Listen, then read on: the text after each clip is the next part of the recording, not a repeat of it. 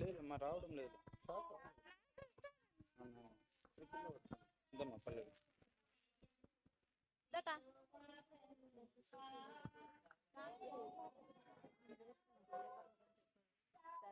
చందు నువ్వు ఈ పాట పాడు, నువ్వు ఆ పాట పాడతాను, మేము కలిసి పాడతాం.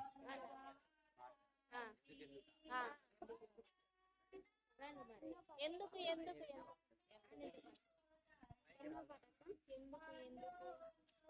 పాట నెంబర్ చెప్పాను, 180 లాస్ట్ 180.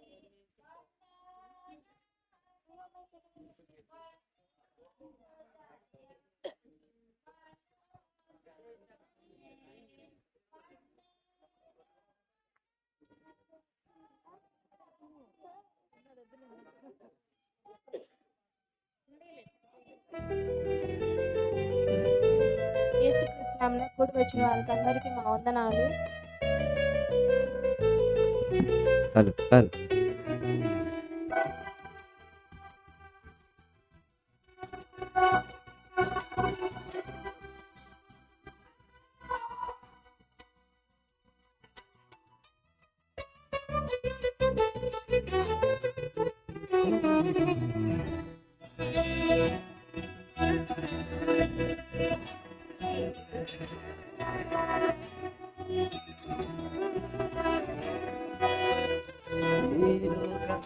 నీ కోసమే చేశాడుగా దేవుడే,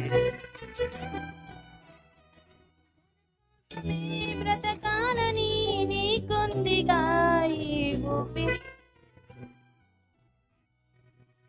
బుద్ధి కాలమేగా నీవు బ్రతుకగలవు.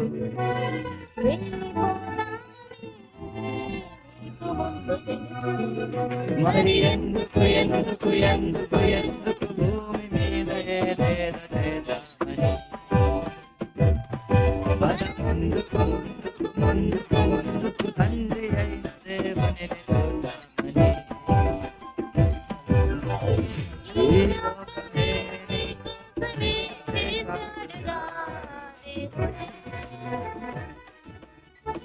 తన కోసమే బ్రతకాలని నీకుందిగా ఈ ఊపిరి.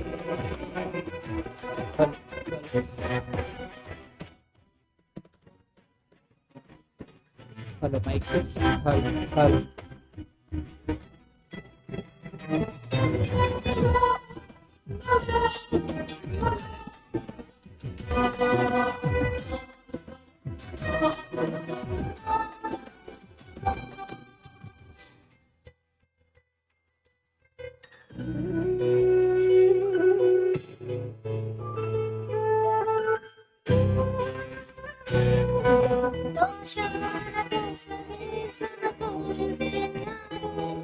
చివరికి సోమరులైన వారికి వదిలి వెళ్ళిపోతున్నావు. సంపాదించినదంతా వదిలావిక్కడే, సత్క్రియలను చేసి ఆస్తిని కూర్చోనక్కడే. ఆ దేవుని కొరకే ఊపిరి విడిచి వెళ్ళాలి ఇక్కడే. నీ రాకకై ఎదురు చూస్తున్నాడు తండ్రి. మరి ఎందుకు ఎందుకు ఎందుకు ఎందుకు భూమి మీద ఏదేదో చేద్దామని, పద ముందుకు ముందుకు ముందుకు ముందుకు తండ్రి అయిన దేవుని చూద్దామని.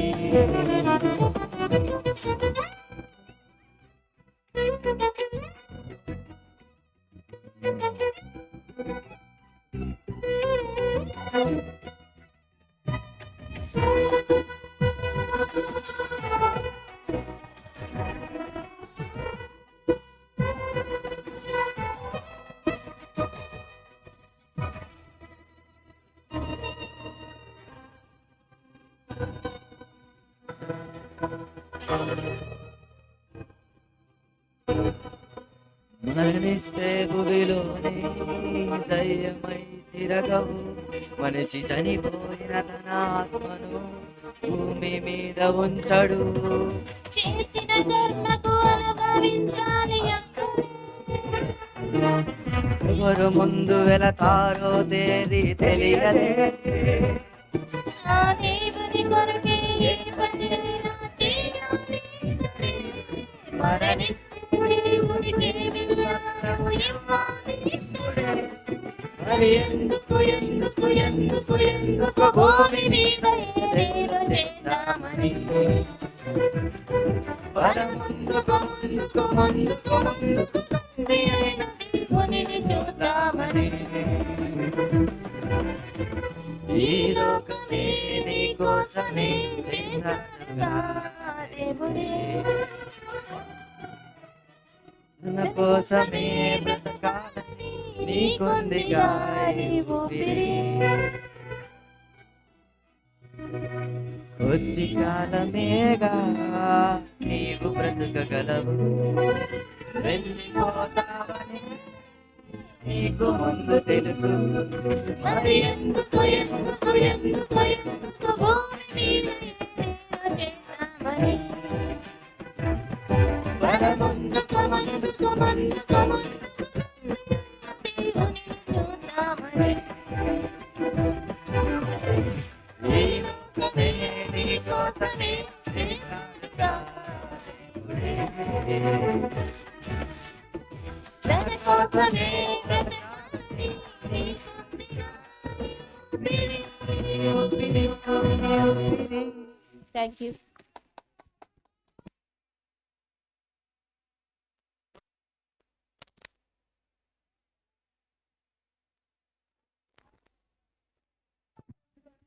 చక్కగా పాట పాడిన స్త్రీల సమాజం వారికి అందరూ చప్పట్లు కొడుతూ అభినందన తెలపాల్సిందిగా మనవి. చక్కగా పాట పాడిన స్త్రీల సమాజం వారికి క్రీస్తు పేరిట వందనాలు. మరి ప్రాముఖ్యమైన సమయంలోనికి వచ్చాము. మరి నిన్నటి దినాన భక్తికి బాల్యమే ముఖ్యమా అద్భుతమైన అంశం విన్నాము. అయితే నిజంగా దేవుని ప్రేమ హేమ వాళ్ళ ఊరిలో తర్వాత వెలుగోడులో వెలిసిందని చెప్పొచ్చు. ఆ మాటలు విన్న అందరూ మంచి రెస్పాండ్ వచ్చింది. వారి ఇంటికి విన్న తర్వాత ఫోన్ చేసి వాళ్ళతో మాట్లాడినప్పుడు మా చిన్నక్క రాలేదు ఫంక్షన్, కానీ అన్న పోయి చెప్పాడంట మా చిన్నన్న మా చిన్నక్కకి ప్రేయర్ పెట్టించారు, ఎవరిని నొచ్చుకోకుండా బాగా మాట్లాడినారని. చాలా సంతోషపడింది మా అక్క అయితే.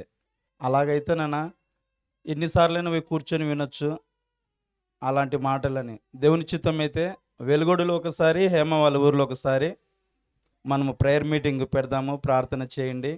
దేవుడు ఆ సమయం ఇచ్చినప్పుడు దేవుని మాటలు వినిపిద్దాము. అక్కడ కూడా వాక్యపని విత్తనాలను వెదజల్లుదాము. ఏదో ఒక రోజు వారందరినీ దేవునిలోకి నడిపిద్దాము. దేవుని ప్రేమను చూపిద్దాము.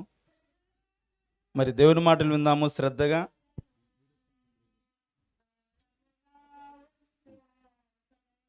మరి సమయం సరిపోదు కాబట్టి డైరెక్ట్గా దేవుని మాటలు విందాము. మరి ముందుగా వాక్యము కొరకు మన మధ్యలో ఉన్న సహోదరి ధరణమ్మ ప్రార్థన చేయవలసింది మనవి. దామ్మ.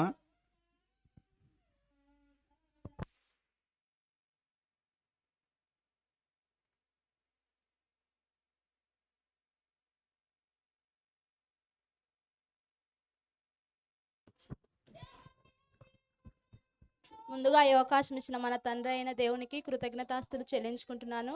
అలాగే స్టేజ్ అలంకరించిన పెద్దలను, స్టేజ్ మీద ఉన్న పెద్దలకు యేసుక్రీస్తు నామంలో నా వందనాలు. కూడి వచ్చిన మీ అందరికీ ప్రభు అయిన యేసుక్రీస్తు నామంలో నా వందనాలు. మోకాళ్ళొంగి కళ్ళు మూసుకున్నట్టయితే ప్రార్థన చేసుకుందాం. మమ్మల్ని మిక్కిలిగా ప్రేమిస్తున్న మా ప్రియ పరలోకమందున్న కన్న తండ్రి, ఇదిగో నా తండ్రి, ఈ సాయంకాల సమయంలో మరి జానయ్య వారిని ప్రేమించిన సతీమణి మాణిక్యమ్మ తల్లి గారిని తండ్రి, వారి ఇరుగురిని ప్రేమించిన కుమారులను కుమార్తెలను బట్టి తండ్రి ఈ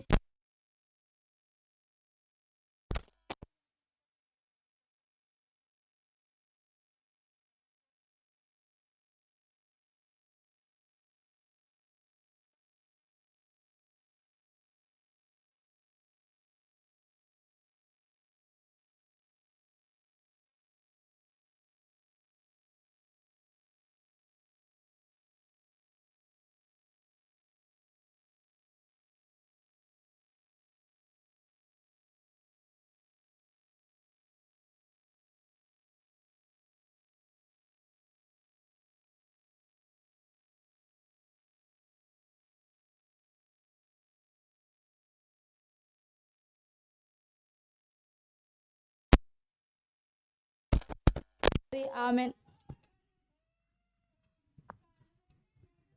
ప్రార్థించిన చిన్న చిన్న ఇక్కడికి రా. ప్రార్థించిన సహోదరికి క్రీస్తు పేరిట వందనాలు. మరి ప్రసంగంలోకి వెళ్ళే ముందు ఒక మాట, జానయ్య గారిని నేను ఎప్పుడు చూడలేదు, ఎందుకంటే ఎప్పుడు వచ్చినా అయ్యగారు ఏదో పనిలో ఉన్నారు. ఈరోజు చూస్తాను, చాలా సంతోషం. నిజంగా అయ్యగారు మీ గర్భం నుంచి మణి చిన్న బంగారు లాంటి కొడుకులు కన్నావు నువ్వు. ఎందుకంటే ఎప్పుడూ దేవుని పనిలో ముందుగా ఉంటారు. అమ్మగారిని చూస్తాను కానీ ప్రతిసారి మీరు ఏదో పనిలో ఇట్టాట వద్ద కనిపించలేదు. చాలా సంతోషం. దేవుడు మీ గర్భం నుంచి మంచి కుమారులను ఇచ్చారు. దేవుని పని అంటే చాలా ఆసక్తి ఎక్కువ, ముందే ఉంటారు, చాలా కష్టపడతారు. పిల్లలు ఇద్దరు, మణి కానీ చిన్న కానీ, మీ కోడలు పల్లవి కానీ, అమ్మగారు కూడా తల్లిగారు మాణిక్యం, మరి ఎక్కడ ప్రేరణ కానీ ముందే వచ్చి ఉంటుంది ఆమె. స్కూల్లో పిల్లలు పోయి ఉంటారు చూడు, బెల్లు కొట్టక ముందే ఆ టైపు వచ్చి ఉంటుంది ఆమె. నిజంగా ఆ వయసులో ఆమె ముందు రావడం చాలా గొప్ప విషయం. నిజంగా దేవుడు మీ కుటుంబాన్ని దీవించాలి, ఆశీర్వదించాలి అయ్యగారు. చాలా సంతోషం. అయితే చిన్న లోటు, మీరు కూడా రావాలని మా ఆశ. తల్లిగారితో పాటు మీరు కూడా వస్తే మాకు ఇంకా ఆనందం.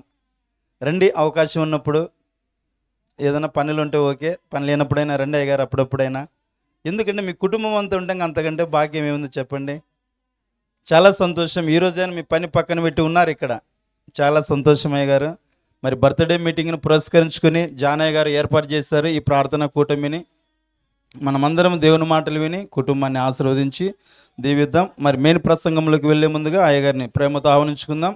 గౌరవనీయులు పెద్దలు, దైవ సేవకులు, మరి సిబిటి వైస్ ప్రిన్సిపల్ యేషోబయ్య గారిని మరి ప్రేమతో ఆహ్వానించుకుంటూ ముందున్న సమయాన్ని వాక్యం కొరకు అన్నగారికి అప్పగించడం అనేది, మనమందరం చప్పట్లు కొడుతూ అయ్యగారికి సమయం ఇద్దాం.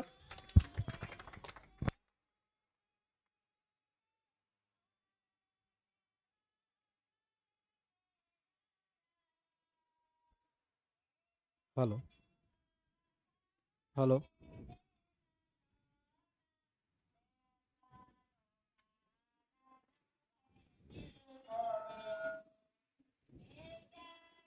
ప్రియమైన దేవుని వర్లరా, అందరూ తలలు ఉంచి కళ్ళు మూసుకున్నట్లయితే కొన్ని దేవుని మాటలు విందాం, ప్రార్థన చేసుకొని. మహాగణుడా, మహోన్నతుడా, సర్వాధికారి, సర్వసృష్టికర్త, సర్వమును సృజించి ఇందులో మాకు జీవాన్ని ఊపిరిని దయచేసి జీవింపచేస్తున్నటువంటి మా ప్రియ పరలోకపు తండ్రి, మీకు కృతజ్ఞతలు, స్తుతులు, స్తోత్రములు తండ్రి. మరి ఈరోజు తండ్రి ఈ ప్రాంతంలో ఈ కుటుంబాన్ని ఏర్పాటు చేసుకొని మీ కుమార్తె మాణిక్యమ్మ గారి జన్మదిన సందర్భంగా ఈ కార్యక్రమాన్ని ఏర్పాటు చేసిన విధానమును బట్టి మీకు కృతజ్ఞతలు చెల్లిస్తున్నాం. పలుమార్లు ఈ ప్రాంతంలో ఈ కుటుంబం ద్వారా మీ మాటలు వినిపించారు. మరి ఈ సమయంలో కూడా మీ చిత్తంలో ఎవరు ఈ మాటలు వినటానికి అర్హులై ఉన్నారు, వారందరినీ కూడా నడిపించండి, మీ మాటలు వినిపించండి, బలపరచండి. నీ దాసుడనైనా మీ కుమారుడనైనా నన్ను జ్ఞాపకం చేసుకొని మీ నామ మహిమార్థమై నేను మాట్లాడినట్లు నన్ను నేను తగ్గించుకొని మీ నామాన్ని హెచ్చించగలిగే భాగ్యాన్ని, జ్ఞానాన్ని, జ్ఞాపక శక్తిని, పరిశుద్ధాత్మ సహాయమును అనుగ్రహించమని క్రీస్తు నామాని ప్రార్థన అడుగుచున్నాము తండ్రి, ఆమెన్. చేరి వచ్చినటువంటి దేవుని జనాంగమైన మీ అందరికీ, ఈ ప్రాంతంలో నివాసం ఉంటున్నటువంటి ప్రతి కుటుంబానికి పేరు పేరున నా హృదయపూర్వకమైనటువంటి వందనాలు ప్రభు అయిన యేసుక్రీస్తు వారి నామంలో. అదేవిధంగా వేదిక మీద ఉన్నటువంటి నా తోటి జత పనివారు, దేవుని సంఘ పరిచారకులైనటువంటి లింగారెడ్డి గారికి, దేవకుమార్ గారికి కూడా నా ప్రత్యేకమైన వందనాలు తెలియజేస్తూ ఉన్నాం. మరి ముఖ్యంగా ఈ కార్యక్రమాన్ని ఏర్పాటు చేసినటువంటి కుటుంబం, జానయ్య గారు, అయ్యగారికి ప్రత్యేకమైన వందనాలు. వారి కుటుంబానికి, వారి బిడ్డలకు దేవుని యొక్క పనిలో మంచి అవకాశాన్ని దేవుడిచ్చాడు. నాకు ఇక్కడ కూర్చున్నప్పుడు వస్తున్న ఆలోచన దైవికంగా ఏంటి అంటే, వీరు గనక కరెక్ట్గా ఈ కుటుంబీకులు దేవుని వాక్యాన్ని ఫాలో అవుతూ ఇదే రీతిగా ఇదే పద్ధతిలో దేవుని పరిచర్యను జరిగిస్తూ ఎదుటివారిని వీరిని చూడకుండా దేవుని వైపు వాక్యం వైపు మాత్రమే చూస్తూ ముందుకు వెళితే దేవుడు భవిష్యత్తులో ఈ కుటుంబాన్ని ఆశీర్వదింపబోతున్నాడు. దేవుని సంకల్పంలో ఉంది. దానికి అర్హతను సంపాదించవలసిన బాధ్యత కుటుంబంపై ఉంది. కుటుంబంలో ఉన్న ప్రతి వ్యక్తిపై ఉంది. చిన్నలు మొదలుకొని పెద్దల వరకు వారికి 4 బిడ్డలనిచ్చాడు. ఆల్మోస్ట్ అందరికీ వివాహాలయ్యే ఒక చిన్న కుమారుడికి తప్ప. ఆ కుమారుడికి కూడా త్వరలో వివాహం చేయటానికి మేము కూడా పలు ప్రాంతాల్లో చూస్తూ ఉన్నాం. మీరందరూ కూడా మీ అనుదిన ప్రార్థనలో కుమారుడు చిన్న విషయమై వివాహ విషయమై, అదేవిధంగా మరి మణి యొక్క కుటుంబం విషయమై, చందు వాళ్ళ కుటుంబం విషయమై, కడపలో ఉన్నటువంటి సహోదరి వారి కుటుంబం విషయమై కూడా మీరు ప్రార్థన చేయండి. మరి వృద్ధాప్యంలో ఉన్నటువంటి పెద్దలు మరి జానయ్య గారు, ఆయన ఆరోగ్యం కొరకు ఆయన కూడా దేవుని సన్నిధికి వచ్చి దేవుని మాటలు వినులాగున మీ అనుదిన ప్రార్థనలో మీరందరూ జ్ఞాపకం చేసుకోవాల్సిందిగా ప్రభువు పేరిట మనవి చేస్తున్నాను. మాణిక్యమ్మ గారు ఎంత దూరమైనా ఏ ప్రాంతమైనా ప్రార్థన అనగానే నడుచుకుంటానైనా వచ్చేస్తుంది. ఆమె దేవుణ్ణి ప్రశ్నించి నమ్మలేదు, గుడ్డిగా నమ్మింది. దేవుడంటే నన్ను పుట్టించినవాడు, నా కొరకు ప్రాణం పెట్టినవాడు, నన్ను ఇప్పటి వరకు ఆరోగ్యంగా ఉంచినవాడు, నన్ను దీవించాడు, నన్ను ఫలింపచేశాడు, నాకు 4 బిడ్డలను ఇచ్చాడు. ఎన్ని సంవత్సరాలమ్మా ఇప్పుడు అమ్మగారు మీకు? 56 సంవత్సరాలు. చిన్న విషయమా? 56 సంవత్సరాలలో దేవుడు ఎన్ని ప్రమాదాల నుంచి, ఎన్ని అపాయాల నుంచి, ఎన్ని అనారోగ్యాల నుంచి, ఎన్ని ప్రాణాపాయ స్థితులలో నుంచి, ఎన్ని ఆర్థిక సమస్యలలో నుంచి, అనారోగ్య సమస్యల్లో నుంచి, ఎన్ని బాధలలో నుంచి, ఎన్ని వేదనలలో నుంచి, ఎన్ని ఇరుకుల మధ్య, ఎన్ని ఇబ్బందుల మధ్య నుంచి తప్పించి కాపాడి సంరక్షించి ఇప్పటి వరకు తల్లిగారిని క్షేమంగా ఉంచాడు. ఎవరి కోసం? మొదట దేవుని కోసం, రెండవది తన భర్త కోసం, తన పిల్లల కోసం, దేవుణ్ణి ప్రకటించటం కోసం, దేవుని పనిలో ఉండటం కోసం పాట పాడారు చక్కగా. ఈ ఊపిరి ఎందుకంట? దేవుని పని చేయటానికి. నీకు ఇచ్చిన బలం, నీకు ఇచ్చిన ధనం దేనికోసం అయ్యా అంటే దేవుని పని చేయటానికి. ప్రేమన దేవుని వల్లరా, ఈరోజు ప్రపంచాన్ని పట్టి పీడిస్తున్నటువంటి అతి భయంకరమైనటువంటి ఒక సందర్భాన్ని మనం ఆలోచిద్దాం. అది మనుషులను ఎంతవరకు తీసుకొని వెళుతుందయ్యా? ఏంటి దానికి ఉన్న బలం? ఒక మనిషిని ఎలా మార్చుతుంది అని అంటే ఒక మనిషిని దొంగగా చేస్తుంది. ఒక మనిషిని తన్ను తాను చంపుకునేవాడిగా చేస్తుంది. ఒక మనిషిని పాపము చేయిస్తుంది. ఒక మనిషిని కృంగదీస్తుంది. ఎన్నో కుటుంబాలు గొడవలకు ప్రారంభమవుతుంది.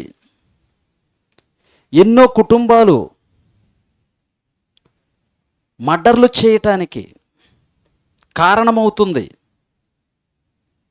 ఎంతోమంది సఫర్ అయిపోతున్నారు. ఏంటిదా సమస్య?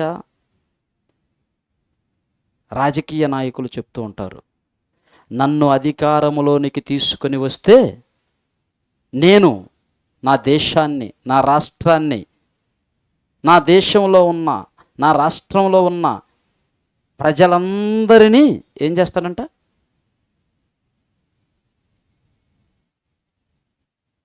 గుర్తుకు రావట్లేదా రాజకీయ నాయకుల మాటలు? పేదరికం లేకుండా చేస్తాను. అవునా? పేదరికం మనిషిని కృంగదీస్తుందా? మొదటగా మీకు కొన్ని చెప్పాను. అది ఎలాంటిది అంటే ఒక మనిషిని కృంగదీస్తుంది, ఒక మనిషిని ప్రాణం తీసుకునేటట్టు చేస్తుంది, మరొక మనిషిని చంపేటట్టు చేస్తుంది, ఒక మనిషిని దొంగతనం చేయిస్తుంది, ఒక మనిషిని ఆకలితో అలమటించిపోయేటట్లు చేస్తుంది. ఏంటిదయ్యా అంటే పేదరికం. ఒకప్పుడు పూర్వం నా చిన్నతనంలో, నా పసితనంలో నాకు తెలిసిన మా అన్న వయసు వాళ్ళు, మాకంటే కొంచెం పెద్ద వయసు, ఒక 5-10 సంవత్సరాలు పెద్ద వయసు ఉన్నవాళ్ళు, చాలా బీద పరిస్థితి.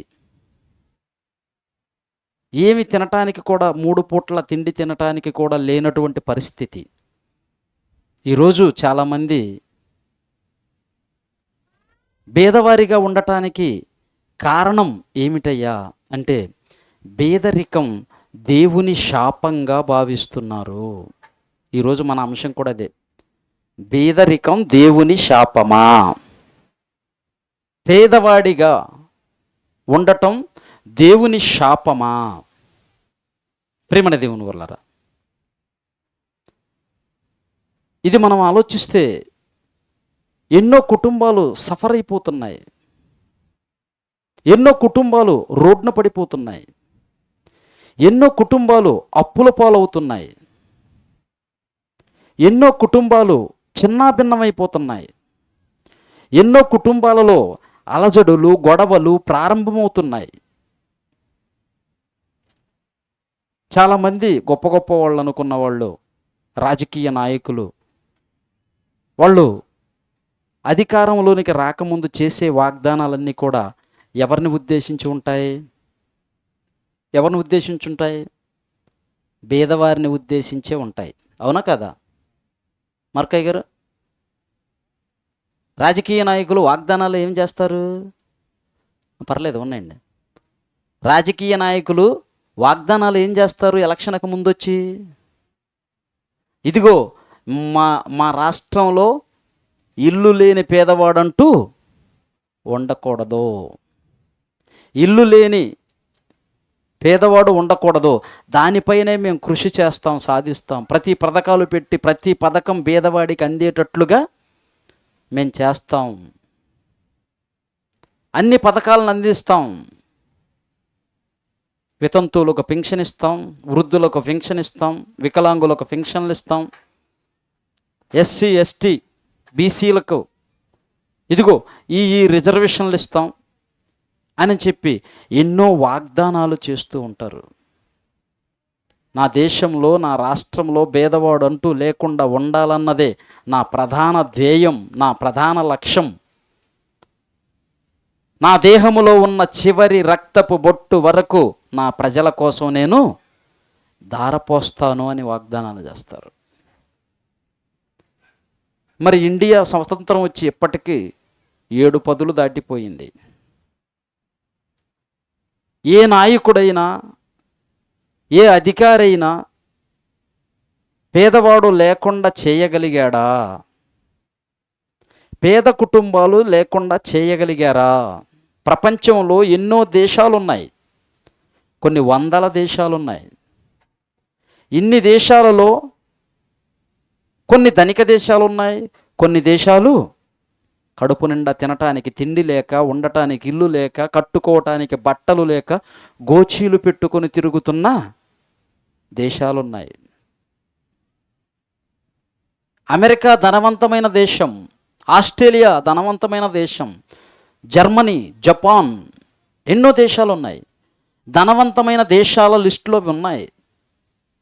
అంటే ఆ దేశంలో బీదవారు లేరా? ఉన్నారు. పోనీ ఆ దేశాల సంగతి వద్దండి, మనం ఉంటున్న మన రాష్ట్రం, మన దేశం, మన భారతదేశం, మన భారతదేశంలో ఎన్ని కుటుంబాలు, పేద కుటుంబాలు ఉన్నాయి. ఈరోజు కూడా స్టిల్ ప్రస్తుతం ప్రజెంట్ జరుగుతున్నటువంటి సిచ్యువేషన్లో మనం చూస్తూ ఉంటే ఎంతోమంది ఆకలితో పడుకుంటున్నారు. ఎంతోమంది రోడ్ల మీద ఆకలితో అలమటించిపోతూ, తినటానికి తిండి లేక, ఉండటానికి సరైన నివాసము లేక ప్లాట్ఫారాల మీద పడుకుంటూ జీవితాలను గడుపుతున్నారు. ఎంతోమంది, వందల మంది రోజుకి ఆకలి చావులు చచ్చిపోతున్నారు. నేను చెప్తున్నది వాస్తవమా అవాస్తవమా? వాస్తవం, నిజం. ఒక కుటుంబానికి ఒక తండ్రి ఉంటే, ఒక తల్లి ఉంటే, ఆ కుటుంబంలో ఉన్న పిల్లలు ఆకలితో అలమటించి తినటానికి తిండి లేక, కట్టుకోవటానికి వస్త్రాలు లేక అలమటించి పోతుంటే, ఆకలితో పస్తు పడుకుంటే ఏ తల్లి నిద్రపోగలదో? ఏ తండ్రి నిద్రపోగలడో? పోగలరా? పడుకోగలరా? మరి దేశాన్ని పరిపాలిస్తున్నటువంటి నాయకులు బడా బడా బాబులుగా, పెద్ద పెద్దవారిగా అభివృద్ధి చెందుతూ వారి విలాసాలకు, వారి విందులకు, వారి ప్రయాణాలకు వెళుతున్న ప్రతి ప్రాంతములో రాజభోగాలు అనుభవిస్తూ ఉన్నారు. దేశంలో ఉన్న ప్రజలు ఆకలితో అలమటించిపోతుంటే, తినటానికి తిండి లేక, కట్టుకోవటానికి బట్టలు లేక, రోగం వస్తే సరైన ట్రీట్మెంట్ లేక, రోగానికి మందులు కొనుక్కోలేక ఇబ్బంది పడుతూ ఉంటే, ఉన్నవాడు ఉన్నత స్థాయికి వెళ్ళిపోతున్నాడు, బీదవాడు ఇంకా బీదవాడిగానే మిగిలిపోతున్నాడు. బీదవాడు ఇంకా బీదవాడిగానే అణచబడుతున్నాడు, తొక్కబడుతున్నాడు. ఎందుకయ్యా మన దేశంలో బీదవారు ఎక్కువయ్యారు? ఏం తక్కువయ్యింది? నిధులు తక్కువయ్యాయా? ఖనిజాలు తక్కువయ్యాయా? ప్రకృతిలో ఏమీ లేవు. మన దేశంలో ఉన్నటువంటి మన దేశ భూభాగంలో ఉన్నటువంటి ఎన్నో ఖనిజాలు, ఎన్నో నిధులు, ఒక పెట్రోల్, ఒక యురేనియం, ఇలా ఒక బొగ్గు, బంగారం, ఎన్నో ఉన్నాయి ప్రకృతిలో. మరి ఉన్నవన్నీ ఎవరివి? దేశంలో ఉన్న ప్రతి పౌరుడివి, ప్రతి మనిషివి. ఏమీ లేక బీద దేశం కాలేదు మన దేశం. అన్నీ ఉన్నా కానీ బీద దేశంగానే ఉంది. కారణం ఏంటంటే అన్నీ ఉన్నా అందరికీ అందుబాటులో లేవు. అందరికీ అందుబాటులో లేవు. ఎవరికి అందుబాటులో ఉన్నాయి? బడా బడా వారుగా, పెద్ద చదువులు చదువుకొని రాజకీయ నాయకులుగా, అధికారులుగా ఎవరైతే పై స్థానాల్లో ఉన్నారో వారికి మాత్రమే అందుబాటులో ఉన్నాయి. కొందరికి మాత్రమే అందుబాటులో ఉన్నాయి. అందరికీ అందుబాటులో లేవు. కనుకనే ఈరోజు ఎన్నో పేద కుటుంబాలుగా మిగిలిపోతున్నారు. ఉదయం లేచిన దగ్గర నుంచి త్వరగా ఇంట్లో పని కంప్లీట్ చేసుకొని కాంక్రీటు పనికి వెళితే కానీ కుటుంబం జరగని పరిస్థితి. బేల్దారి పనికి వెళితే కానీ కుటుంబం జరగని పరిస్థితి. ఆటోలు తోలుకుంటే కానీ కుటుంబం జరగని పరిస్థితి.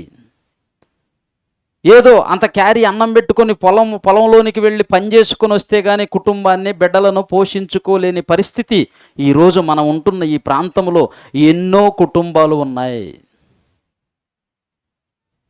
ఉన్నాయా లేవా? ఉన్నాయి.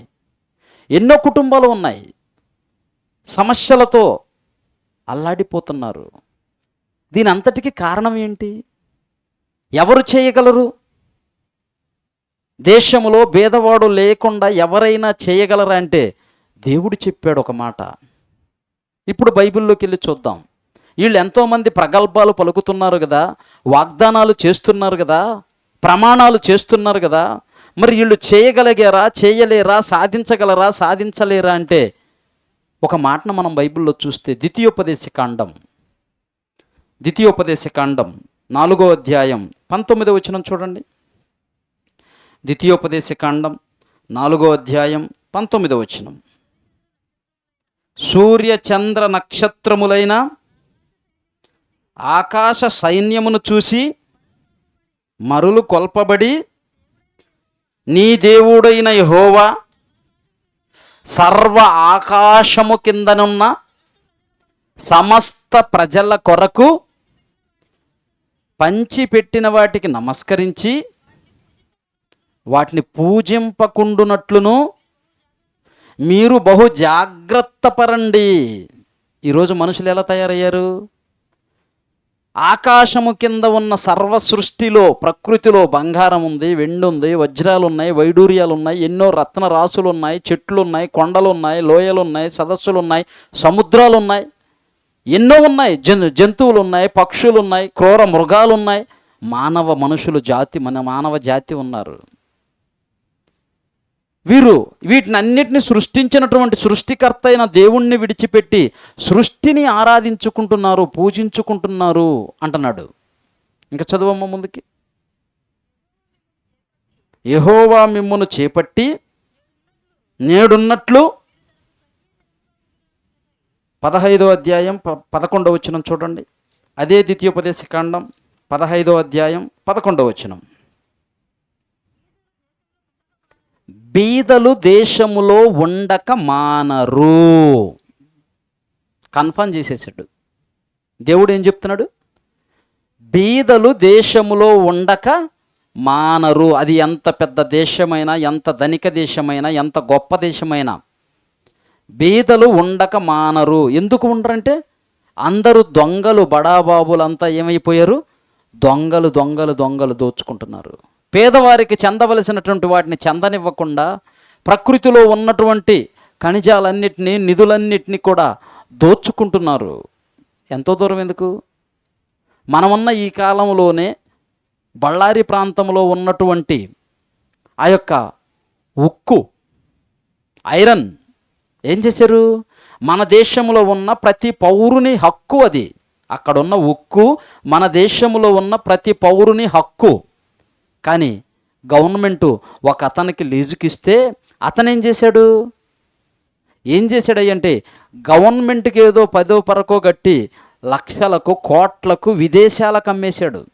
సముద్రముల మీద ప్రయాణం చేసి వేరే దేశాలకు అమ్మేసి తానొక్కడే కోటీశ్వరుడైపోయాడు. అవునా కదా? ఇలాంటి వారు ఎంతమంది ఉన్నారు? ఒకరి కాదు, ఇద్దరు కాదు. బయటకు వచ్చింది ఆయన, ఇంకా కొందరే. కానీ బయటికి రాని బడా బాబులు, బడా దొంగలు చాలామంది ఉన్నారు. బేదవాడు, నేను చెప్తేనే, నేను చిన్న వయసులో మా అన్న వాళ్ళ వయసు నాకంటే 5-10 సంవత్సరాల పెద్దవాళ్ళు వయసులో ఏం చేసేవాళ్ళు అంటే, ఆ కాలంలో ఒక 30-35 సంవత్సరాల క్రితం విషయం నేను చెప్తుంది. భార్య 2, 3, 4 పిల్లలు ఉండేవాళ్ళు. స్వదాగా నేను చూశాను దగ్గరుండి. ఆ వయసులో ఆ భార్య పిల్లలకు అన్నం పెట్టే పరిస్థితి లేదు. సమ్మర్ సీజన్లో పల్లెటూరులో ఏం పనులు ఉంటాయండి?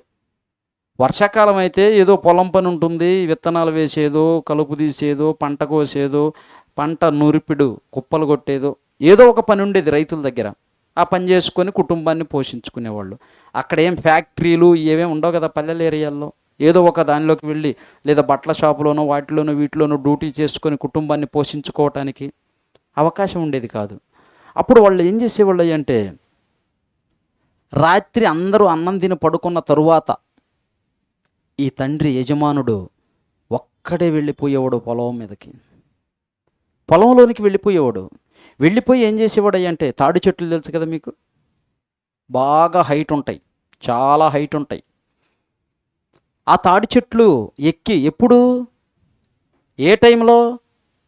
నైటు 11, 12 అర్ధరాత్రి సమయంలో ఆ చెట్లెక్కి ఆ చెట్లకు ఉన్నటువంటి కమ్మలు, తాటాకులు ఏమంటారు వాటిని ఇక్కడ? తాటి మట్టలు, తాటాకులు, వాటితో ఏం చేస్తారు?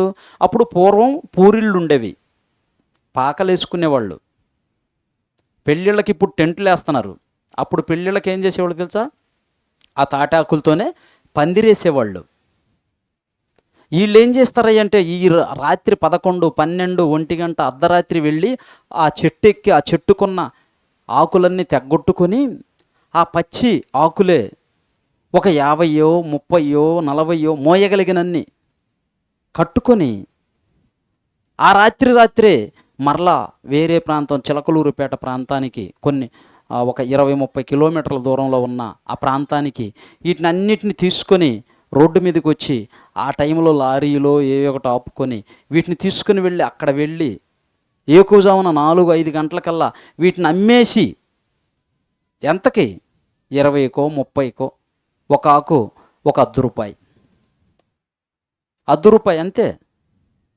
ఈ ఆకులన్నీ అమ్మేసి అక్కడ వచ్చిన 20, 30, 50 తీసుకొని వస్తూ 1 కేజీ బియ్యం, 1 గిద్ద కందిపప్పు, ఇప్పుడు తూకం అప్పుడు కొలతలు, 1 గిద్ద కందిపప్పు, ఒక 5 రూపాయల కూరగాయలు, ఇవన్నీ తీసుకొని ఉదయం 10కో 11కో వచ్చేవాడు. అప్పటి వరకు ఇంటి దగ్గర భార్య పిల్లలు ఇంకా వస్తాడు తీసుకొస్తాడని, పక్షులు గూటిలో ఉన్న పక్షి పిల్లలు నా తల్లి వస్తుంది నాకు ఆహారం తెస్తుంది అని చెప్పి ఎలా ఎదురు చూస్తూ నోరు తెరుస్తూ అరుస్తూ ఉంటాయో, ఈ పిల్లలు ఆకలితో అలమటిస్తూ అమ్మ ఆకలి అవుతుందంటే ఆగండి నాన్న వస్తాడు ఆగండి అని చెప్పి ఆ పిల్లలకు నీళ్లు దాపుకుంటాను, ఏదో ఒకటి చేసుకుంటూ అలా కాలం గడుపుకుంటూ వెళ్ళి ఆ మట్టలు అమ్ముకొని ఆ తాడి చెట్టు ఆకులు అమ్ముకొని వచ్చి కుటుంబాలను పోషించుకున్న కుటుంబాలు నేను చూశాను. 1 రోజు కాదు, 2 రోజులు కాదు, కొన్ని నెలల పొడవుతా, ఎండాకాలం అంతా, సమ్మర్ సీజన్ అంతా. ఎంత కష్టం అండి. ఈజీ అనుకుంటున్నారు అదే. నేను రోజుకి 100 తాడి చెట్లు ఎక్కేవాడిని. ఆ టైంలో ఆ కాయలు కొట్టి అమ్మేవాళ్ళం పగలో. లేదా ఎవరన్నా రైతు ఆకులు చెట్టుకు ఎక్కువైపోయినప్పుడు 1 సంవత్సరానికి 2 సంవత్సరాలకు 1 సంవత్సరానికి 12 ఆకులు వస్తాయి, నెలకు 1 ఆకు వస్తుంది. అవన్నీ తెలుసు నాకు. అవన్నీ కొట్టి ఆ రైతు, ఆ పొలం రైతు వాటిని అన్నిటిని మార్కెట్కి తీసుకెళ్ళి అమ్మిస్తాడు. వీళ్ళు దొంగతనంగా నైట్ వెళ్ళి కొట్టేవాళ్ళు. ఆ తాడి చెట్లలో తాటి జెర్రి అని ఒక పాములుండేవి. అది కరిసిందంటే మందు లేదు, ఇంకా చనిపోవటమే. అంటే ప్రాణాన్ని పణంగా పెట్టి కుటుంబం కోసం వెళుతున్నాడు. ఆ అర్ధరాత్రి పూట చెట్టు మీద నుంచి కింద పడ్డాడు అనుకో, జారి పొరపాటున, ఎవరు దిక్కు? అలా చనిపోయిన వారు ఉన్నారు. అయినా ఒక వ్యక్తి చనిపోయిన తర్వాత రెండో వ్యక్తి ఆలోచించి పోకుండా ఉండాలి కదా. పోకుండా ఉంటే పరిస్థితి ఏంటి? ఈడ భార్య పిల్లలు ఆకలితో అలమటించిపోతారు. పిల్లలు ఆకలితో ఉంటారు. అలా కుటుంబాన్ని పోషించుకుంటాడు ఒక తండ్రి. కొంతమంది ఉంటారండి, తండ్రులు పట్టించుకోరు, తాగి తిరుగుతూ ఉంటారు రోడ్లమ్మిటి. పిల్లలను పట్టించుకోరు, భార్యను పట్టించుకోరు, ఇంట్లో ఉందా లేదా అని చూసుకోకుండా ఎక్కడెక్కడో వెళ్ళి, చాలామంది చెప్తూ ఉంటారు, ఇంట్లో తినటానికి తిండి లేదు కానీ మేసాలకి సంపంగి నూనెంట. నిజమా? అవును. ఇంట్లో తినటానికి తిండి లేదు, భార్యకు సరైన బట్టలు లేవు, పిల్లలకు సరైన బట్టలు లేవు, కడుపు నిండా 3 పూట్ల తినటానికి సరైన తిండి లేదు. కానీ వీడు తెల్ల బట్టలు వేసుకొని ఖద్దరు వస్త్రాలు ధరించి వెళ్ళి బజార్లో కూర్చొని వచ్చిన వాళ్ళందరితో బాతాకాణి కొడుతూ ఉంటాడు. ఏ పని బాట లేకుండా వాళ్ళ గురించి, వీళ్ళ గురించి, రాజకీయాల గురించి, సినిమాల గురించి ఏవేవో బాతాకాణీలు కొట్టి టైంకి ఇంటికి వస్తాడు.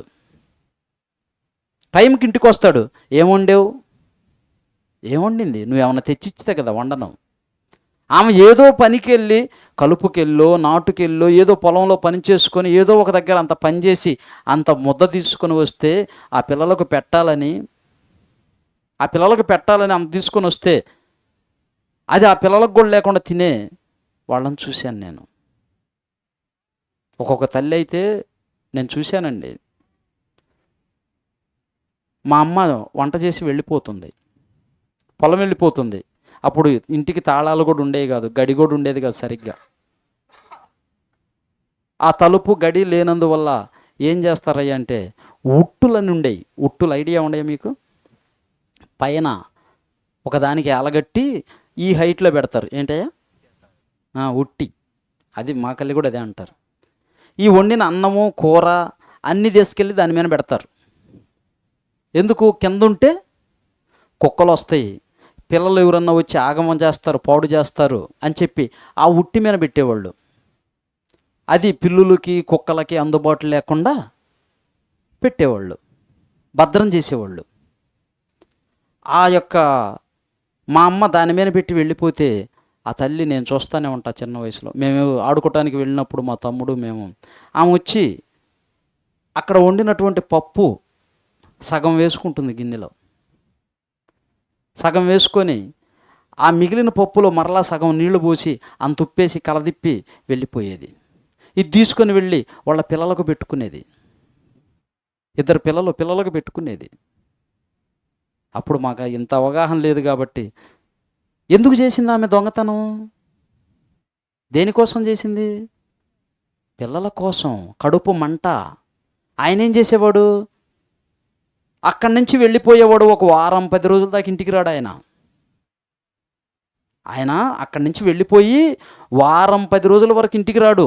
ఒక్కొక్కసారి 2 వారాలు కూడా రాడు. ఏం చేస్తాడయ్య అంటే, అక్కడ ఉన్న చిలకలూరిపేట అనే టౌన్ ప్రాంతానికి వెళ్ళి ఒక రిక్షా తీసుకుంటాడు అద్దెకి రిక్షా తీసుకొని ఆ రిక్షా తొక్కుంటూ, అప్పుడు ఈ ఆటోలు లేవు, ఆ రిక్షా తొక్కుంటూ అక్కడ వచ్చిన డబ్బులతోటి అక్కడే ఆయన మందు తాగుతూ తిరుగుతూ అలా వారం 10 రోజుల తర్వాత అప్పుడు ఇంటికి వస్తాడు.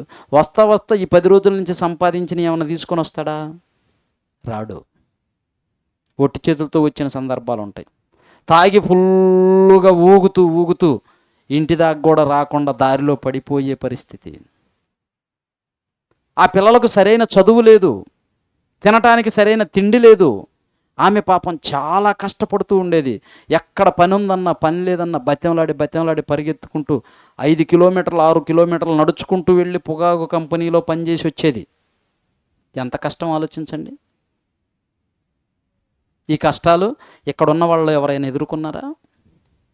లేవు. ఏం చేసేదయ్య అంటే, బట్టలు చినిగిపోయి తొడుక్కోవటానికి వీల్లేని బట్టలు ఎక్కడో బయట డస్ట్బిన్ కాడో పల్లెల్లో దెబ్బలని ఉండేవి. ఏమంటారు ఇక్కడ? దెబ్బలని ఉండేవి. వాటిల్లో పడేస్తే ఆ బట్టలను తీసుకొని వచ్చి మరలా ఆమె శుభ్రంగా వాష్ చేసి ఉతికి వాటికి మళ్ళీ సూది దారంతో కుట్లేసి వాళ్ళ పిల్లలకు తొడిగించేది. వాళ్ళ పిల్లలకు తొడిగించేది. అంటే పిల్లల్ని ఎలా కాపాడుకుంటుందో, ఎలా చేసుకుంటుందో చూడండి. ఈరోజా కొంచెం కలర్ పోయిందనుకో, ఏం చేస్తున్నారు? తీసేయి. తెలియటం లేదు విలువ. మంచిదే, డెవలప్ అయ్యారు, కాదని అంటలేదు. వ్యర్థం చేయకూడదు దేన్ని. అక్కడి నుంచి కష్టపడి అవన్నీ చూసి వచ్చిన వాడిని కనుక మా ఇంట్లో ఏదైనా వేస్ట్ చేసినా నేను ఊరుకోను. పిల్లల మీద కానీ మా భార్య మీద కానీ ఏదైనా సరే అవసరం లేకుండా కొన్నా, ఇంట్లో తీసుకొచ్చి వస్తువులు అడ్డంగా పెట్టినా ఒప్పుకోను. అవసరం ఉన్నదే తీసుకోండి, అవసరం లేనిది జలసాల కోసం సరదాల కోసం ఏటికి మనం హంగులకు ఆర్భాటాలకు వెళ్ళకూడదు. ఎలా వచ్చాం? అక్కడి నుంచి ఆ స్థితి నుంచి అన్నీ చూసుకుంటూ వచ్చాం. కష్టం అంటే ఎలా ఉంటుందో వాటన్నిటిని అనుభవిస్తూ వచ్చాం. కనుకనే వాటన్నిటిని మనసులో పెట్టుకొని ఎంత జాగ్రత్తగా ఉండాలో, ఒక కుటుంబంలో స్త్రీ ఎలా ఉండాలి, ఒక కుటుంబంలో పురుషుడు ఎలా ఉండాలి. నిన్ను తలగా పెట్టింది ఎందుకు? కుటుంబానికి. నిన్ను యజమానుడిగా పెట్టింది ఎందుకు? ఇంటిలో ఉన్న అందరినీ సక్రమంగా పరిపాలించాలి. ఎవరికి ఏది అవసరం ఉన్నదో, ఏది అవసరం లేదో, అవసరానికి మించిన వాటిని ఇవ్వకుండా నువ్వు భద్రం చేయాలి. నిన్నగాక మొన్న ఒకడు 9th క్లాస్ అంట, వాళ్ళ అమ్మ నాన్న సెల్లు కొనివ్వలేదని వాడు స్కూల్కు మానేశాడు. 9th క్లాస్లో టచ్ స్క్రీన్ 20,000 రూపాయల సెల్లు, నీకేం అవసరం? సరే వాడు అడిగాడు, తెలియలేదు పిల్లోడు. ఒక తల్లిగా ఒక తండ్రిగా నీకు అవగాహన లేదా? వాడికి ఆ వయసులో ఆ మొబైల్ ఇస్తే వాడు చదువుతాడా? వాడి కంటి చూపు ఎంత దెబ్బతింటుంది? వాడు బ్రెయిన్ ఎంత దెబ్బతింటుంది? వాడు చదువు మీద కాన్సన్ట్రేషన్ చేయగలడా?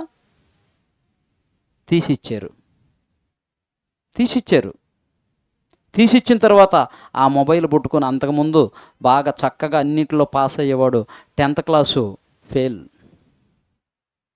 ఫెయిల్ అయిపోయాడు. నేను ముందే చెప్పాను, వాళ్ళకి చెప్పాను. కానీ వాడు అది ఇస్తేనే వెళ్తానంటున్నాడు, లేకపోతే నేను పోనని మారాంకేసి కూర్చున్నాడంటే మీరు దెబ్బతింటారని చెప్పాను. వినలేదు, ఇచ్చారు. ఇప్పుడు వాడు 10th ఫెయిల్ అయ్యి వెళ్ళి బేల్దారి పనికి వెళ్ళి సిమెంట్ కలుపుకుంటూ బ్రతుకుతున్నాడు. అంటే భవిష్యత్తు పోయింది. ఈరోజు కుటుంబాలు పతనానికి వెళ్ళిపోవటానికి కారణం, భేద స్థితిలోనికి వెళ్ళటానికి కారణం ఏంటంటే ఏదో వస్తారు, ఎవరో వస్తారు, ఏదో చేస్తారు అని ఎదురు చూడటం. బైబిల్లో కొన్ని చెప్పాడు దేవుడు. మీరు పేదవారిగా ఉండటానికి కొన్ని కారణాలు చెప్పాడు. ఆ కారణాలు ఏంటో ఆయన రాయించాడు. మీరు పేదవారిగా ఉండటానికి కారణాలు ఏంటో నేను చెబుతాను రా అన్నాడు. మనం పేదవారిగా ఉండటానికి కారణం ఏంటంటే ఒక్కొక్కటిగా మనం చూద్దాం. చూడండి, సామెతల గ్రంథం 10వ అధ్యాయం 4వ వచనం. సామెతల గ్రంథం 10వ అధ్యాయం 4వ వచనం. సామెతల గ్రంథము 10వ అధ్యాయం 4వ వచనం. బద్ధకముగా పనిచేయువాడు దరిద్రుడగును. బద్ధకంగా పనిచేసేవాడు, నిర్లక్ష్యంగా పనిచేసేవాడు ఏమవుతాడయ్యంటే దరిద్రుడవుతాడు. ఉన్నారా లేరా? ఏదన్నా పని అప్పు చెప్పిందనుకో తల్లి కానీ తండ్రి కానీ, ఆ పని బద్ధకంగా నిర్లక్ష్యంగా చేసేవాడు ఏమవుతాడంట? తల్లిదండ్రే కాదు, నువ్వు డ్యూటీ చేస్తున్నావే ఒక యజమానుడి దగ్గర, ఆ యజమానుడు చెప్పిన పని నువ్వు కరెక్ట్గా చేయలేదనుకో నువ్వేమవుతావు?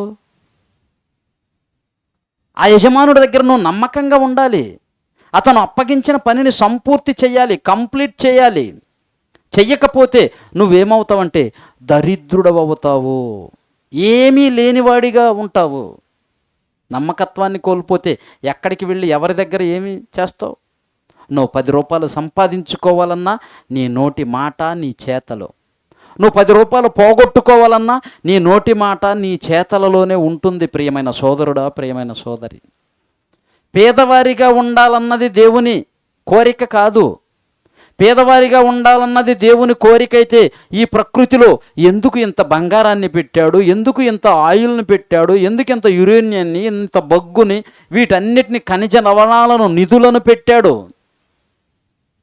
పెట్టినవన్నీ ఆయన పిల్లలైన మనందరి కోసం పెట్టాడు. కానీ కొందరే వాటిని అనుభవిస్తూ బడాబాబులు దొంగిలించి వారికి వారే కోటీశ్వరులుగా మిగిలిపోతున్నారు. బేదవాడిని ఇంకా బేదవాడిగానే అనగదొక్కుతూ ఉన్నారు. ఎందుకు? 500 రూపాయలు నీకు నోటు ఇచ్చాడు. దేనికి? ఓటుకి. నిన్ను కొనటానికి 500 రూపాయలు. 500 ఎంత చీపుగానా? అవును.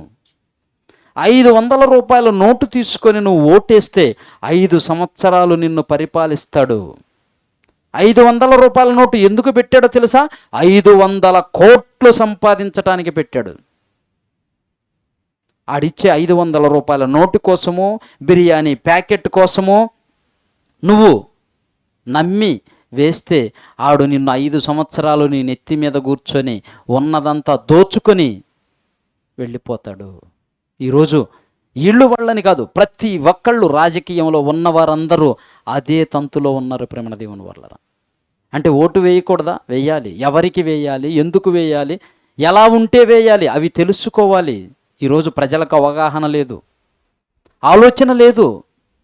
ఈరోజు బేదవారిగా మారిపోవటానికి కారణం ఏమిటి అంటే మొదటి కారణం చెప్తున్నాడు, బద్ధకముగా పనిచేసేవాడు దరిద్రుడవుతాడు. నెక్స్ట్ అదే సామెతల గ్రంథం 23వ అధ్యాయం 20వ వచనం. అదే సామెతల గ్రంథం 23వ అధ్యాయం 20వ వచనం. ద్రాక్షారసము త్రాగువానితోనైనను, అంటే మందు తాగువానితోనైనను, అర్థం కావాలంటే మద్యం తాగువానితోనైనను, మాంసము హెచ్చుగా తినువాడితోనైనను సహవాసము చేయకము, స్నేహం చేయకు. తాగుబోతులను తిండిబోతులను దరిద్రులగుదురు, నిద్రమత్తు చింపిరి గుడ్డలు ధరించుటకు కారణమగును. నువ్వు భేదవాడిగా ఉండిపోవటానికి ఎవరి వైపో చూసి వాడొచ్చేస్తా అన్నాడు, ఈడిచ్చేస్తా అన్నాడు, ఆడొచ్చేస్తా అన్నాడు, వాగ్దానాలు చేశారు ఎలక్షన్కు ముందు. ఈరోజు మమ్మల్ని పట్టించుకోలేదని, లేదా పలానాయన ఏదో హెల్ప్ చేస్తానన్నాడు, పలానాయన అది ఇస్తా అన్నాడు, పలానామ ఇది ఇస్తానన్నారు అని చెప్పి వాటి కోసం చూస్తున్నావు. కానీ ఇక్కడ ఏమంటున్నాడు దేవుడు? ఎక్కడో కాదు నాయనా, ఇదిగో ఇక్కడే. దేనికయ్యా అంటే నువ్వు మద్యము తాగువానితోనైనను, మాంసము హెచ్చుగా తినువానితోనైనను సహవాసము చేయకము, ఇది కూడా పాపమే తెలుసా? మద్యం తాగటం, మాంసం ఎక్కువగా తినటం ఏంటిది? పాపం. నీ గొంతుకు కత్తి పెట్టుకోవాలి. మీరు మద్యము తాగువానితోనైనను మాంసము తినువానితోనైనను సహవాసము చేయకము. చేస్తే ఏమవుతుంది? దరిద్రులవుతారు, చింపిరి గుడ్డలు ధరించుటకు కారణమవుతారు. వాటిని విడిచిపెట్టండి. అలాంటి స్నేహానికి మీరు వెళ్ళకండి. మరొక మాట చెప్తున్నాడు, అదే సామెతల గ్రంథం 6వ అధ్యాయం 6వ వచనం. అదే సామెతల గ్రంథం 6వ అధ్యాయం 6వ వచనం. సోమరి, చీమలి యొద్దకు వెళ్ళుము, వాటి నడతలు కనిపెట్టి జ్ఞానము తెచ్చుకో. అదేంటి? ప్రకృతిలో అన్నిటికంటే అందమైన వాడు, అన్నిటికంటే అందగాడు, అన్నిటికంటే ఐశ్వర్యవంతుడు, అందరికంటే జ్ఞానవంతుడు, అన్నిటికంటే అనుభవం కలిగిన వాడు, జ్ఞానవంతుడైన మనిషిని ఎక్కడికి వెళ్ళమంటున్నాడయ్య అంటే చీమల దగ్గరకు. ఎంతది చీమ? సరిగ్గా దూరంగా ఉంటికి కంటికి కనిపించని అతి చిన్న ఆకారములో ఉన్నటువంటి ఆ చీమ దగ్గరికి వెళ్ళి నువ్వు నేర్చుకోరా సోమరి అంటున్నాడు. ఏమి నేర్పిస్తాయి? ఏమి నేర్పిస్తాయి చీమల దగ్గరికి వెళితే? కింద చెప్తున్నాడు, వాటికి న్యాయాధిపతి లేకున్నను, పై విచారణకర్త లేకున్నను, అయ్యా అధిపతి లేకున్నను, అవి వేసవి కాలమందు ఆహారము సిద్ధపరుచుకొనును, కోతకాలమందు ధాన్యము కూర్చుకొనును. వాటికి కాలం తెలుసంట, ఎప్పుడు సమకూర్చుకోవాలో తెలుసంట, ఎలా ఉండాలో తెలుసంట. వాటికి న్యాయాధిపతి లేడు, పై విచారణకర్త లేడు, వాటికి అధికారి లేడు. అయినా కానీ ఎప్పుడు ఎండ్లకాలం వస్తుంది, ఎప్పుడు పని చేయాలి, ఎప్పుడు సమకూర్చుకోవాలి అన్నీ వాటికి తెలుసు. వాటి జ్ఞానంలో ఉంది. వాటి చీమ తలకాయ ఎంత అండి? అసలు చీమ ఎంత? చీమ ఎంత? అతి చిన్న ఆకారం. అతి చిన్న ఆకారములో ఉన్న ఆ చీమ తలకాయ ఎంత? గురిగింజంత. గురిగింజ కాదు, ఆవగింజంత. ఆ చీమ తలకాయ ఎంత? ఆవగింజంత. ఆవగింజంత తలకాయలో దాని మెదడెంత? ఆలోచించారా? మనకుంది తాటికాయ అంత తలకాయ. ఆ తలకాయలో ఎంత ఉంది? 1300 గ్రాముల మెదడుంది. దేనికి? వండుకొని తినటానికా? పక్కవారిని చెరపటానికా? సోమరిగా పడుకోవటానికా? తాగుబోతుగా మారటానికా? తిండిబోతుగా మారటానికా? దేనికి నీకు ఇచ్చింది 1300 గ్రాముల మెదడు దేవుడు? 1300 గ్రాముల మెదడున్న మనిషి చీమ దగ్గరికి వెళ్ళి నేర్చుకోవలసిన పరిస్థితి ఈరోజు ఎందుకు వచ్చింది అంటే మనిషికి జ్ఞానం లోపించింది. మనిషికి జ్ఞానం లోపించింది. ఎక్కడికి వెళుతున్నాడో, ఏం చేస్తున్నాడో, ఎలా ఉండాలో, ఏది అవసరమో ఏది అవసరమో లేదో అనవసరమైన వాటి కోసం ప్రాకులాడుతున్నాడు, అనవసరమైన వాటి కోసం ఎంపర్లాడుతున్నాడు, అనవసరమైన వాటి కోసం పరుగులు తీస్తున్నాడు, ఎక్కడికో ఏదేదో ప్రాకులాడుతున్నాడు. అవసరమైన దానికోసం ఆలోచించటం లేదు. భార్యకు అవసరమైనవి, భర్తకు అవసరమైనవి, పిల్లలకు అవసరమైనవి, సమాజంలో ఎలా ఉండాలో ఈరోజు మనిషికి అవగాహన లేకపోవటం వలనే, సోమరిగా మారిపోవటం వలనే ఈరోజు ఎన్నో కుటుంబాలు భేద స్థితిలోనే ఉండిపోయాయి. భేదగా ఉన్నవాడు కష్టపడితే కొన్ని సంవత్సరాలకు డెవలప్ అవ్వగలడు.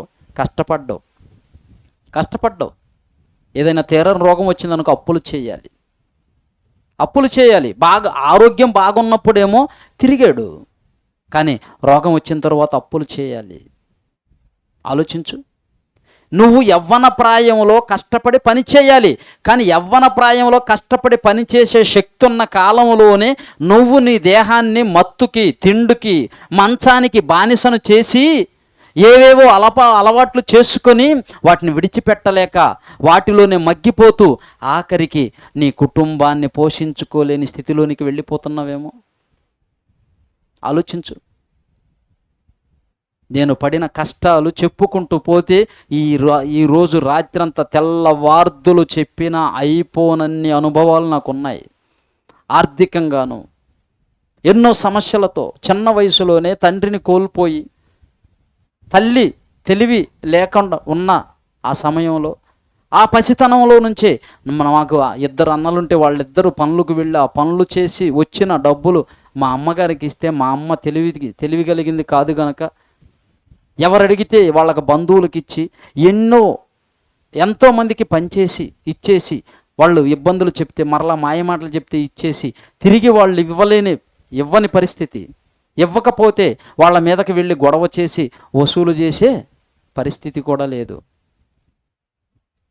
తిరిగి మరలా మా అమ్మనే కొట్టిన వారు కూడా ఉన్నారు. ఇవన్నీ చిన్నప్పటి నుంచి నేను చూశాను. చూసిన తరువాత నేను యుక్త వయసుకు వచ్చి పనిచేసే సమయంలో నేను మా అమ్మగారికి ఇవ్వలేదు, డబ్బులు ఇవ్వలేదు. నేను కష్టపడి సంపాదించినవన్నీ కూడా ఎవరో ఒక దగ్గర నాకంటే పెద్ద ఆయన రైతులాగా ఉన్న వాళ్ళ, నమ్మకంగా ఉన్న వాళ్ళ దగ్గరికి తీసుకుని వెళ్ళి అక్కడ పెట్టేవాడిని. మా అమ్మ చేతికి ఇచ్చేవాడిని కాదు.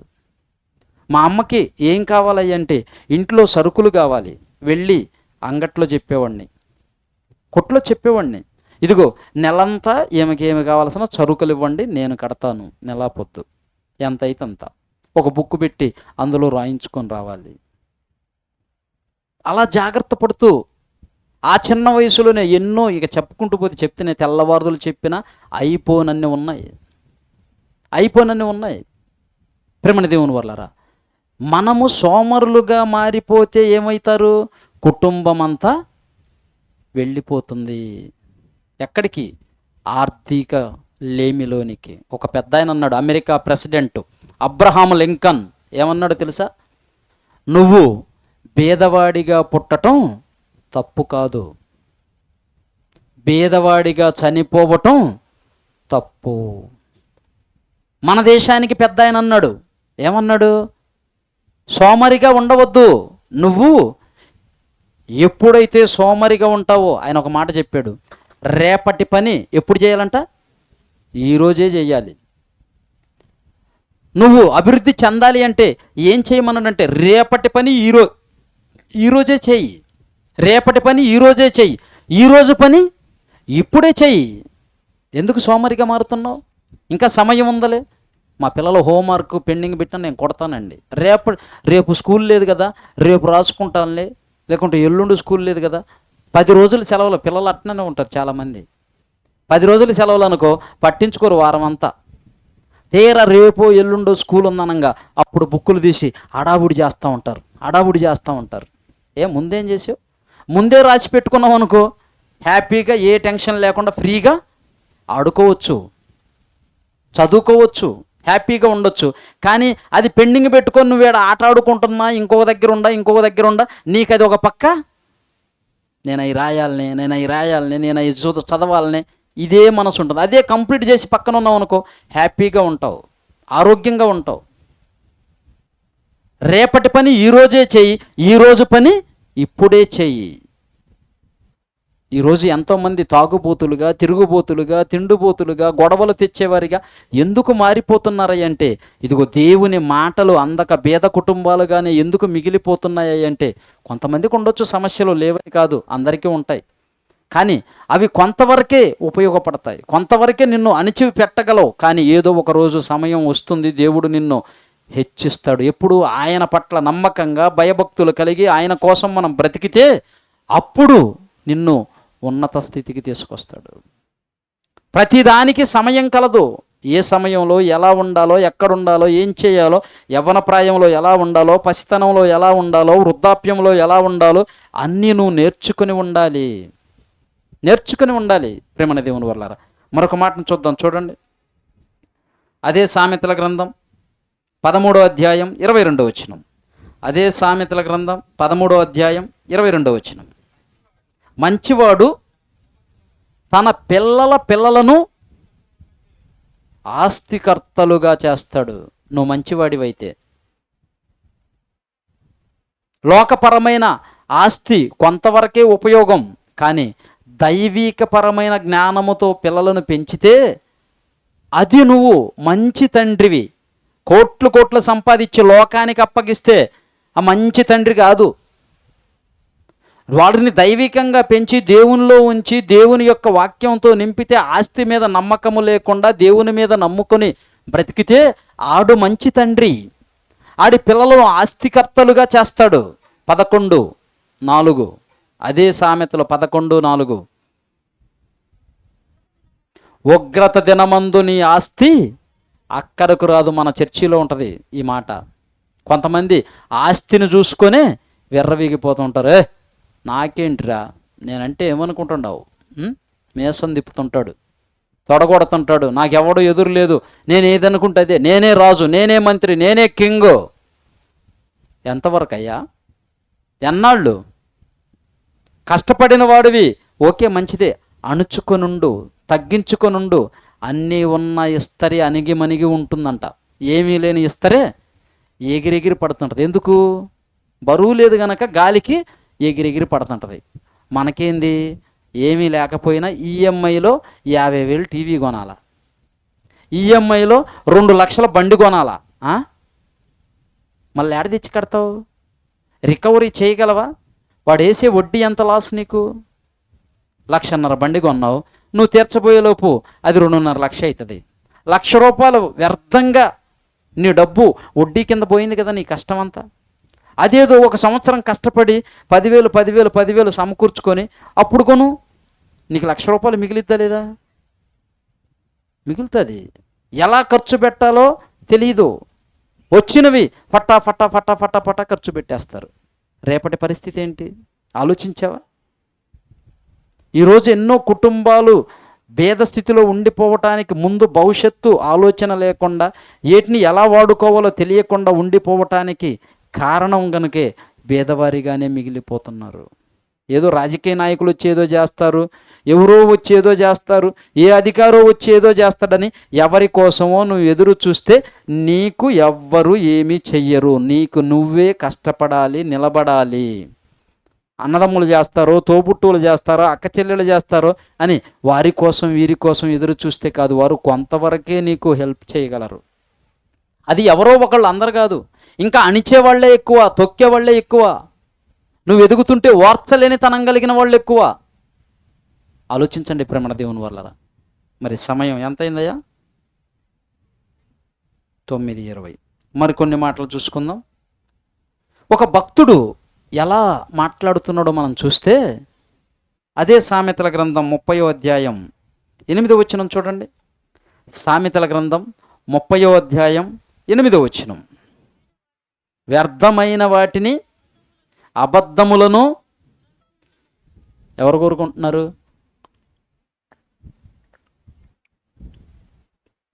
ఆయన భక్తుడు కోరుకుంటున్నాడు. మనలో ఎవరు కోరుకుంటున్నారు? మనలో ఎవరైనా కోరుకుంటున్నారా? ఆయన ఏం కోరుకుంటున్నాడు? అబద్ధమైన వాటిని నాకు దూరముగా ఉంచుము, పేదరికమునైనను ఐశ్వర్యమునైనను నాకు దయచేయకము, తగినంత ఆహారము నాకు అనుగ్రహింపుము. ఎక్కువైన ఎడల నేను కడుపు నిండిన వాడనై నిన్ను విసర్జించి యెహోవా ఎవడని అందునేమో.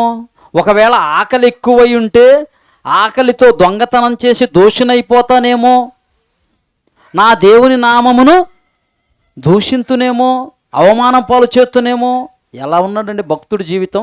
ఒక భక్తుడిగా, ఒక భక్తురాలిగా నీ జీవితాన్ని నువ్వు దేవునిలో ఎలా కట్టుకుంటున్నావో, అనుక్షణం నువ్వు చేసే పని కానీ, నువ్వు చేసే క్రియలు కానీ, ప్రతి దానిని, నీ కుటుంబాన్ని కానీ అన్వేషించుకుంటూ ముందుకు వెళ్ళిపోవాలి. దేవుని కొరకు బ్రతికేటట్లుగా, దేవుని కుటుంబంగా కట్టుకునేటట్లుగా ఒక స్త్రీగా, ఒక పురుషుడిగా దేవుడు నీ మీద ఉంచిన బాధ్యతను నీకు తగిన స్థానంలో ఆలోచించుకుంటూ కుటుంబాన్ని ఆర్థికంగా ముందుకు నడిపించుకుంటూ వెళ్ళిపోవాలి. ఆర్థిక సమస్యల్లో చిక్కుకున్నారా? అప్పుల సమస్యల్లో చిక్కుకున్నారా? ప్రాణం తీసుకునే పరిస్థితిలోనికి వెళ్ళిపోతారు. ఎంతోమంది వెళ్ళిపోయారు లేదా? పోయారు. ఆర్థికంగా నువ్వు సరిగ్గా లేవనుకో, నువ్వు సోమరివి అయ్యావనుకో, పని చేయలేదనుకో, ఏమవుతుంది? నువ్వు పని చేస్తే బయట ఉన్నవన్నీ ఇంట్లోకి వస్తాయి. నువ్వు పని చేస్తే, కష్టపడి పని చేసేదానవు, పని చేసేవాడవు అయితే బయట ఉన్న వస్తువులన్నీ ఇంట్లోకి వస్తాయి. అదే నువ్వు సోమరివి అయ్యావనుకో, ఏ పని చేయని వాడవు, చేయని దానవు అయ్యావనుకో, ఏమవుతుంది అంటే ఇంట్లో ఉన్న వస్తువులన్నీ బయటికి వెళ్ళిపోతూ ఉంటాయి. తేపకొకటి. ఒక ఆయన ప్యాకెట్ ఆడేవాడు. ఏం చేసేవాడు అంటే, ఆమె బయటికి పనికి వెళ్ళిపోయిన తర్వాత ఇంట్లో ఉన్నటువంటి రాగు బిందెలు, ఇత్తడి బిందెలు తీసుకొని వెళ్ళి ఎక్కడో ఒక దగ్గర కుదవబెట్టి 200, 300, 500 తీసుకొని అవి తీసుకొని వెళ్ళి ప్యాకెట్లో కూర్చునేవాడు. అవి తీసుకొని వెళ్ళి మందు తాగేవాడు. మరలా ఆమె ఇంటికి వచ్చిన తర్వాత చూస్తే ఇంట్లో ఉండవు. ఏమైనా ఏందయ్యా అంటే, ఏమైనా స్వాహ, అయ్యగారు తాకట్టు పెట్టాడు.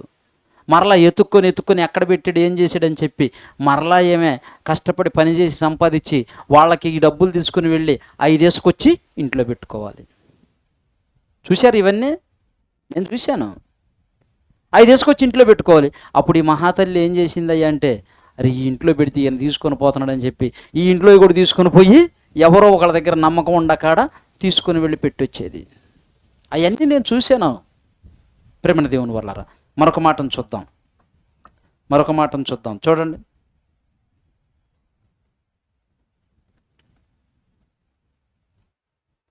హెబ్రీయులకు రాసిన పత్రిక 10వ అధ్యాయం 34వ వచనం.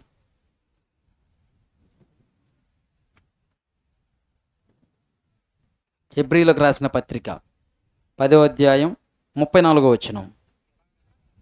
ఎలాగనగా మీరు ఖైదులో ఉన్నవారిని కరుణించి మరి శ్రేష్టమైనదియు స్థిరమైనదియునైనా స్వాస్యమున్నదని ఎరిగి ఆస్తి కోల్పోవుటకు సంతోషముగా ఒప్పుకుంటిరి. ఇక్కడ ఏమంటున్నాడు? దేవుని పని కోసం అంట ఏం చేశారంట? వారికి కలిగిన ఆస్తిని కోల్పోవుటకు కూడా దేవుని కోసం సంతోషముగా ఒప్పుకున్నారు. నువ్వు దేవుని కోసం ఇచ్చేదానికి సంతోషంగా ఉన్నావా?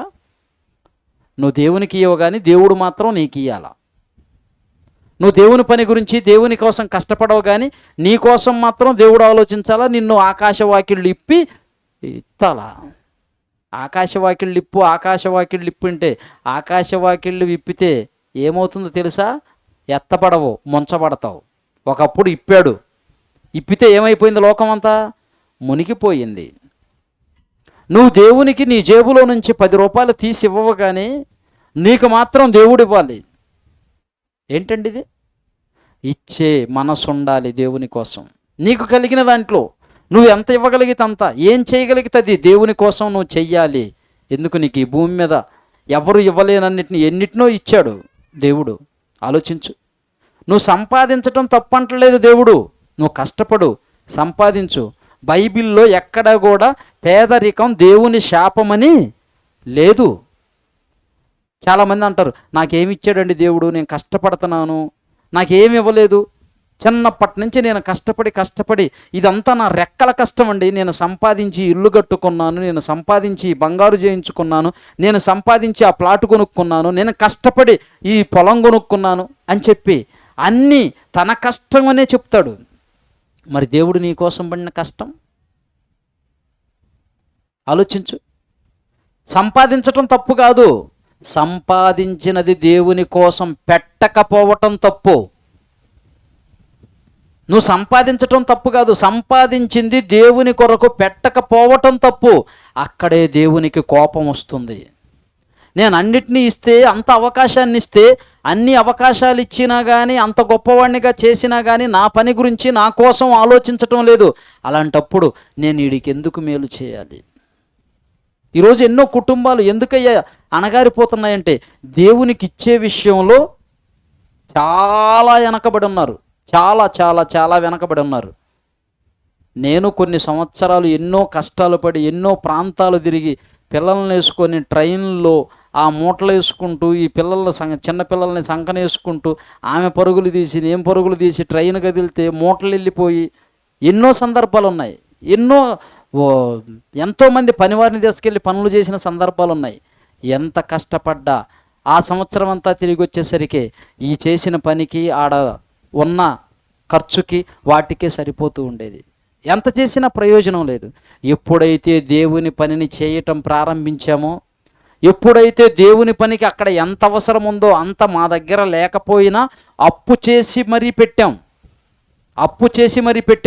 ఎప్పుడైతే దేవుని పని చేస్తూ దేవుని పని కోసం ఆలోచిస్తూ దేవుని కోసం బ్రతుకుతూ ఉన్నామో, దేవుడు అంచెలంచెలుగా తన పని కోసం దేవుడు ఈరోజు తన అర్హమైన పాత్రగా నిలబెట్టుకొని వాడుకుంటున్నాడు తన పనిలో. ఆలోచించండి. మీరు దేవుని కోసం ఇచ్చేది నేర్చుకోండి, దేవుని కోసం బ్రతికేది నేర్చుకోండి, దేవుని కోసం ఈ యొక్క జీవితం అని అర్పించి దేవుని కోసం బ్రతకటం నేర్చుకోండి. దేవుడు ఖచ్చితంగా మిమ్మల్ని దీవిస్తాడు, ఆశీర్వదిస్తాడు. మీ పిల్లలు దాని ప్రతిఫలం పొందుకుంటారు. నువ్వు ఇవ్వవు, నువ్వు చెయ్యవు, నువ్వు ప్రార్థనకు రావు, నువ్వు పాటలు పాడవు, నువ్వు పని చెయ్యవు. నీకు వచ్చిన దాన్ని కూర్చుకొని బ్యాంకులో పెట్టుకోను, బీరువాలో పెట్టుకోను, వాటిని చూసుకుంటూ నాకు ఇంత ఉంది, 10 లక్షలు ఉంది, ఇంకా నాకేంది 10 లక్షలా? అసలు ఏందనుకుంటున్నావు? ఒక రోగం వస్తే సరిపోదు ఇప్పుడున్న పరిస్థితిని. నీకున్న 10 లక్షలను చూసి నువ్వు నాకు అది ఉంది ఇది ఉందని మురిసిపోతున్నావేమో. మొన్నండి కొద్ది రోజుల క్రితం ఒక అతను బండి మీద వెళుతూ ఉన్నాడు, బండి ఆపాడు. బండి ఆపి ఏదో అడ్డం వచ్చింది, బండి ఆపాడు. ఆపి కాలు జారింది, కాలు కింద పెట్టినప్పుడు ఆ బండి మీద నుంచి అలానే కింద పడ్డాడు. అలా కింద కొరిగాడు అంతే. ఆ ఒరిగినప్పుడు ఆ హెల్మెట్ ఉంది కదా తలకి, ఆ హెల్మెట్ ఇక్కడ మెన్నరం దగ్గర ఒత్తుకుంది, ఇక్కడ ఒత్తుకుంది అంతే. కొంచెం ఫ్రెష్ అయింది బాగా. ఒక నరానికి ఒత్తుకొని ఆ నరం దెబ్బతింది. స్పైరల్ కార్డ్ అంతా పనిచేయలేదు, వెన్నెముక పనిచేయలేదు. ఎన్నో హాస్పిటల్కి వెళ్ళారు, ఎన్నో ప్రాంతాలు తిరిగారు. సుమారుగా 70 లక్షలు ఖర్చు పెట్టారు. మనిషి బ్రతికే ఉన్నాడు, మంచంలోనే ఉన్నాడు. కొన్ని సంవత్సరాలు అలానే ఉండిపోవాలి. 70 లక్షలు ఖర్చు పెట్టారు, ప్రయోజనం లేదు.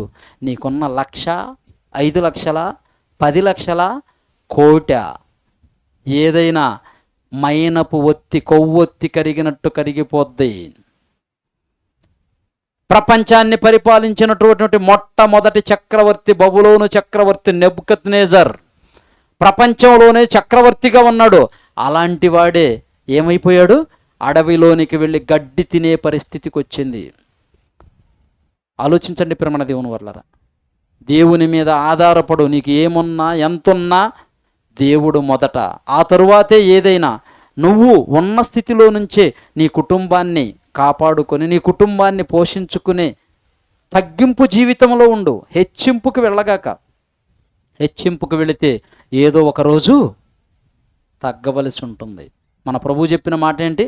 తన్ను తాను హెచ్చించుకున్నవాడు తగ్గించబడును, తన్ను తాను తగ్గించుకున్నవాడు హెచ్చింపబడును. నేనంటే ఏమనుకుంటున్నావు? నేనంటే ఏమనుకుంటున్నావు? ఏంటి నువ్వంటే? ఏదో ఒకరోజు పోయేవాడివి, అంతకు మించి ఏముంది? నేనంటే ఏమంటే ఏదో ఒకరోజు పోయేవాడివి, ఉండేవాడివేం కాదు. నా సంగతి తెలుసా? ఏం చేస్తావు?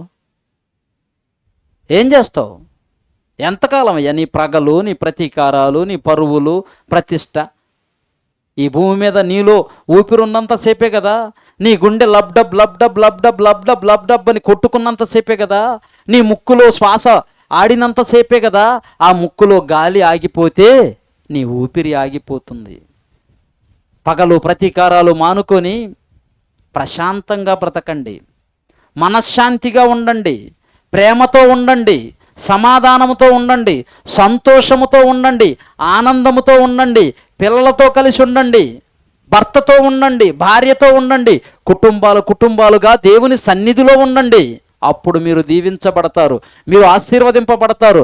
మీ కుటుంబాలు ఫలించే కొమ్మలాగా ఉంటాయి. మన కుటుంబాలు అప్పుడు ఫలించే కొమ్మలాగా ఉంటాయి ప్రేమ దేవుని వల్లరా. కానీ అలా ఉండటం లేదు ఈరోజు మనుషులు. ఒక మాటను చూసుకొని ముగించుకుందాం.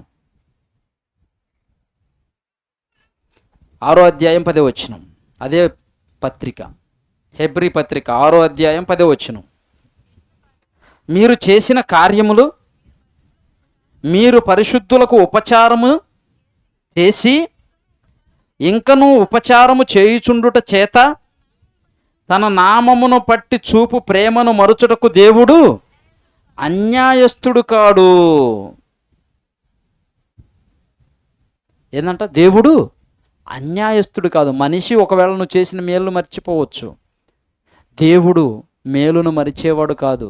నాకేమిచ్చాడండి, నాకేం చేశాడండి అని ఒకడు వాపోతూ ఉన్నాడు.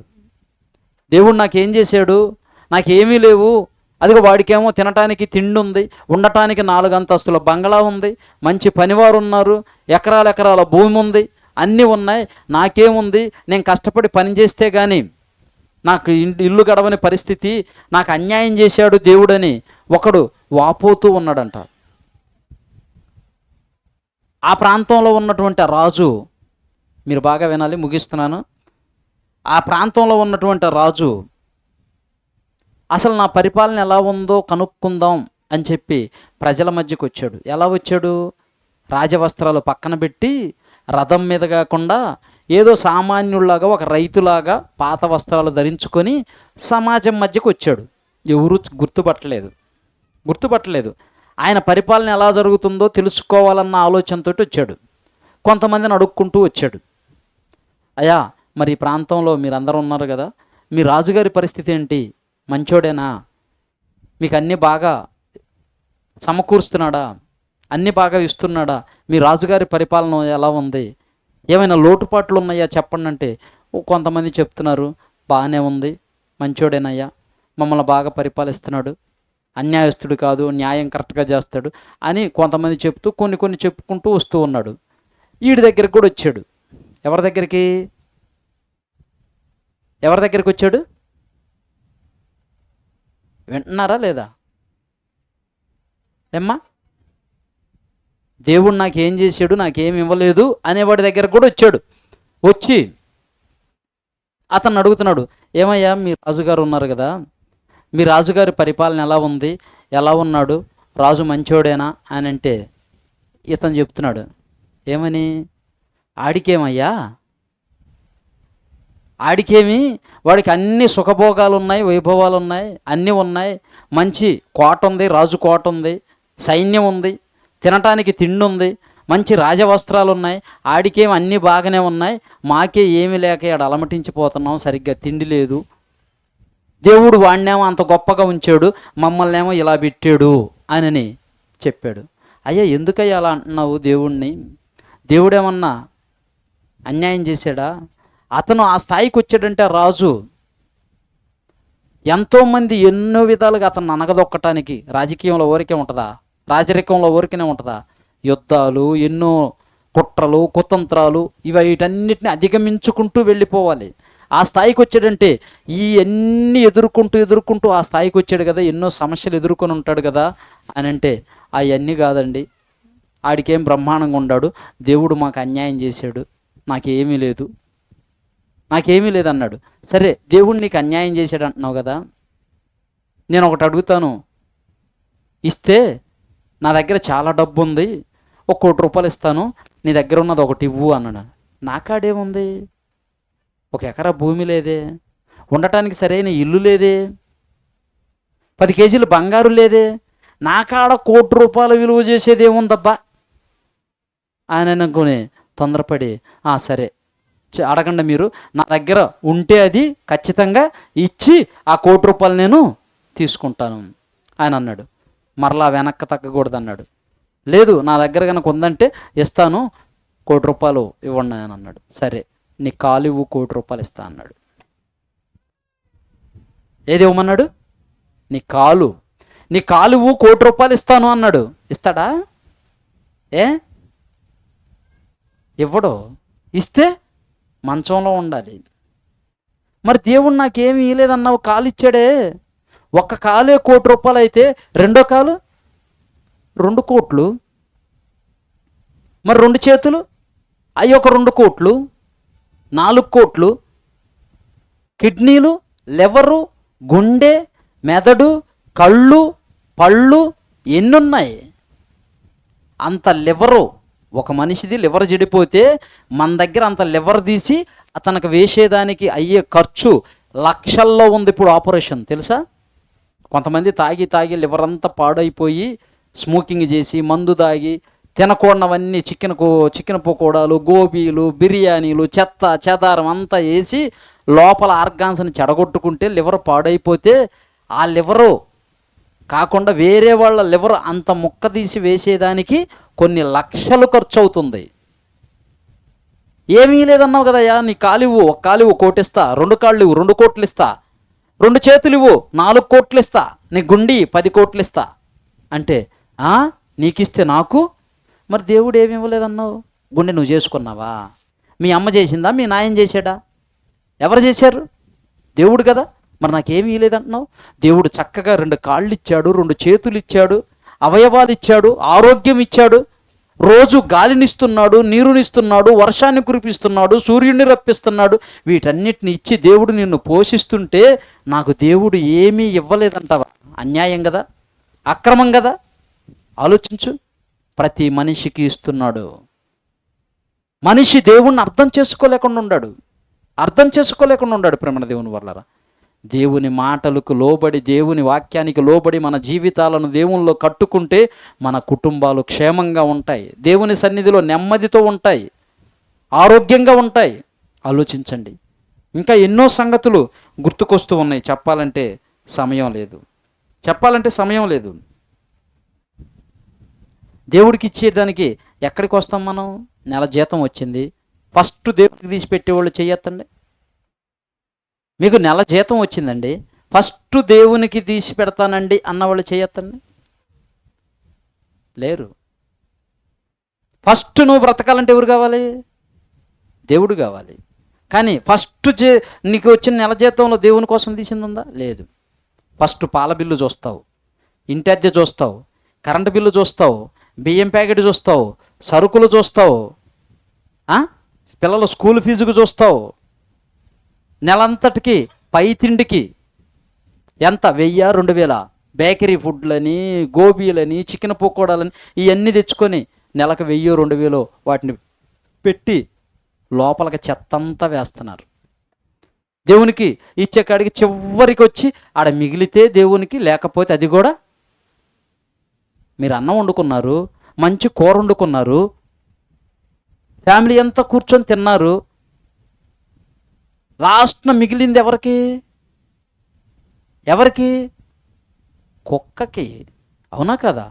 లాస్ట్న మిగిలింది కుక్కకి. అప్పటి వరకు కుక్క గుర్తొస్తుందా? మీకు చాలేదనుకో, అది కూడా లేదు దానికి.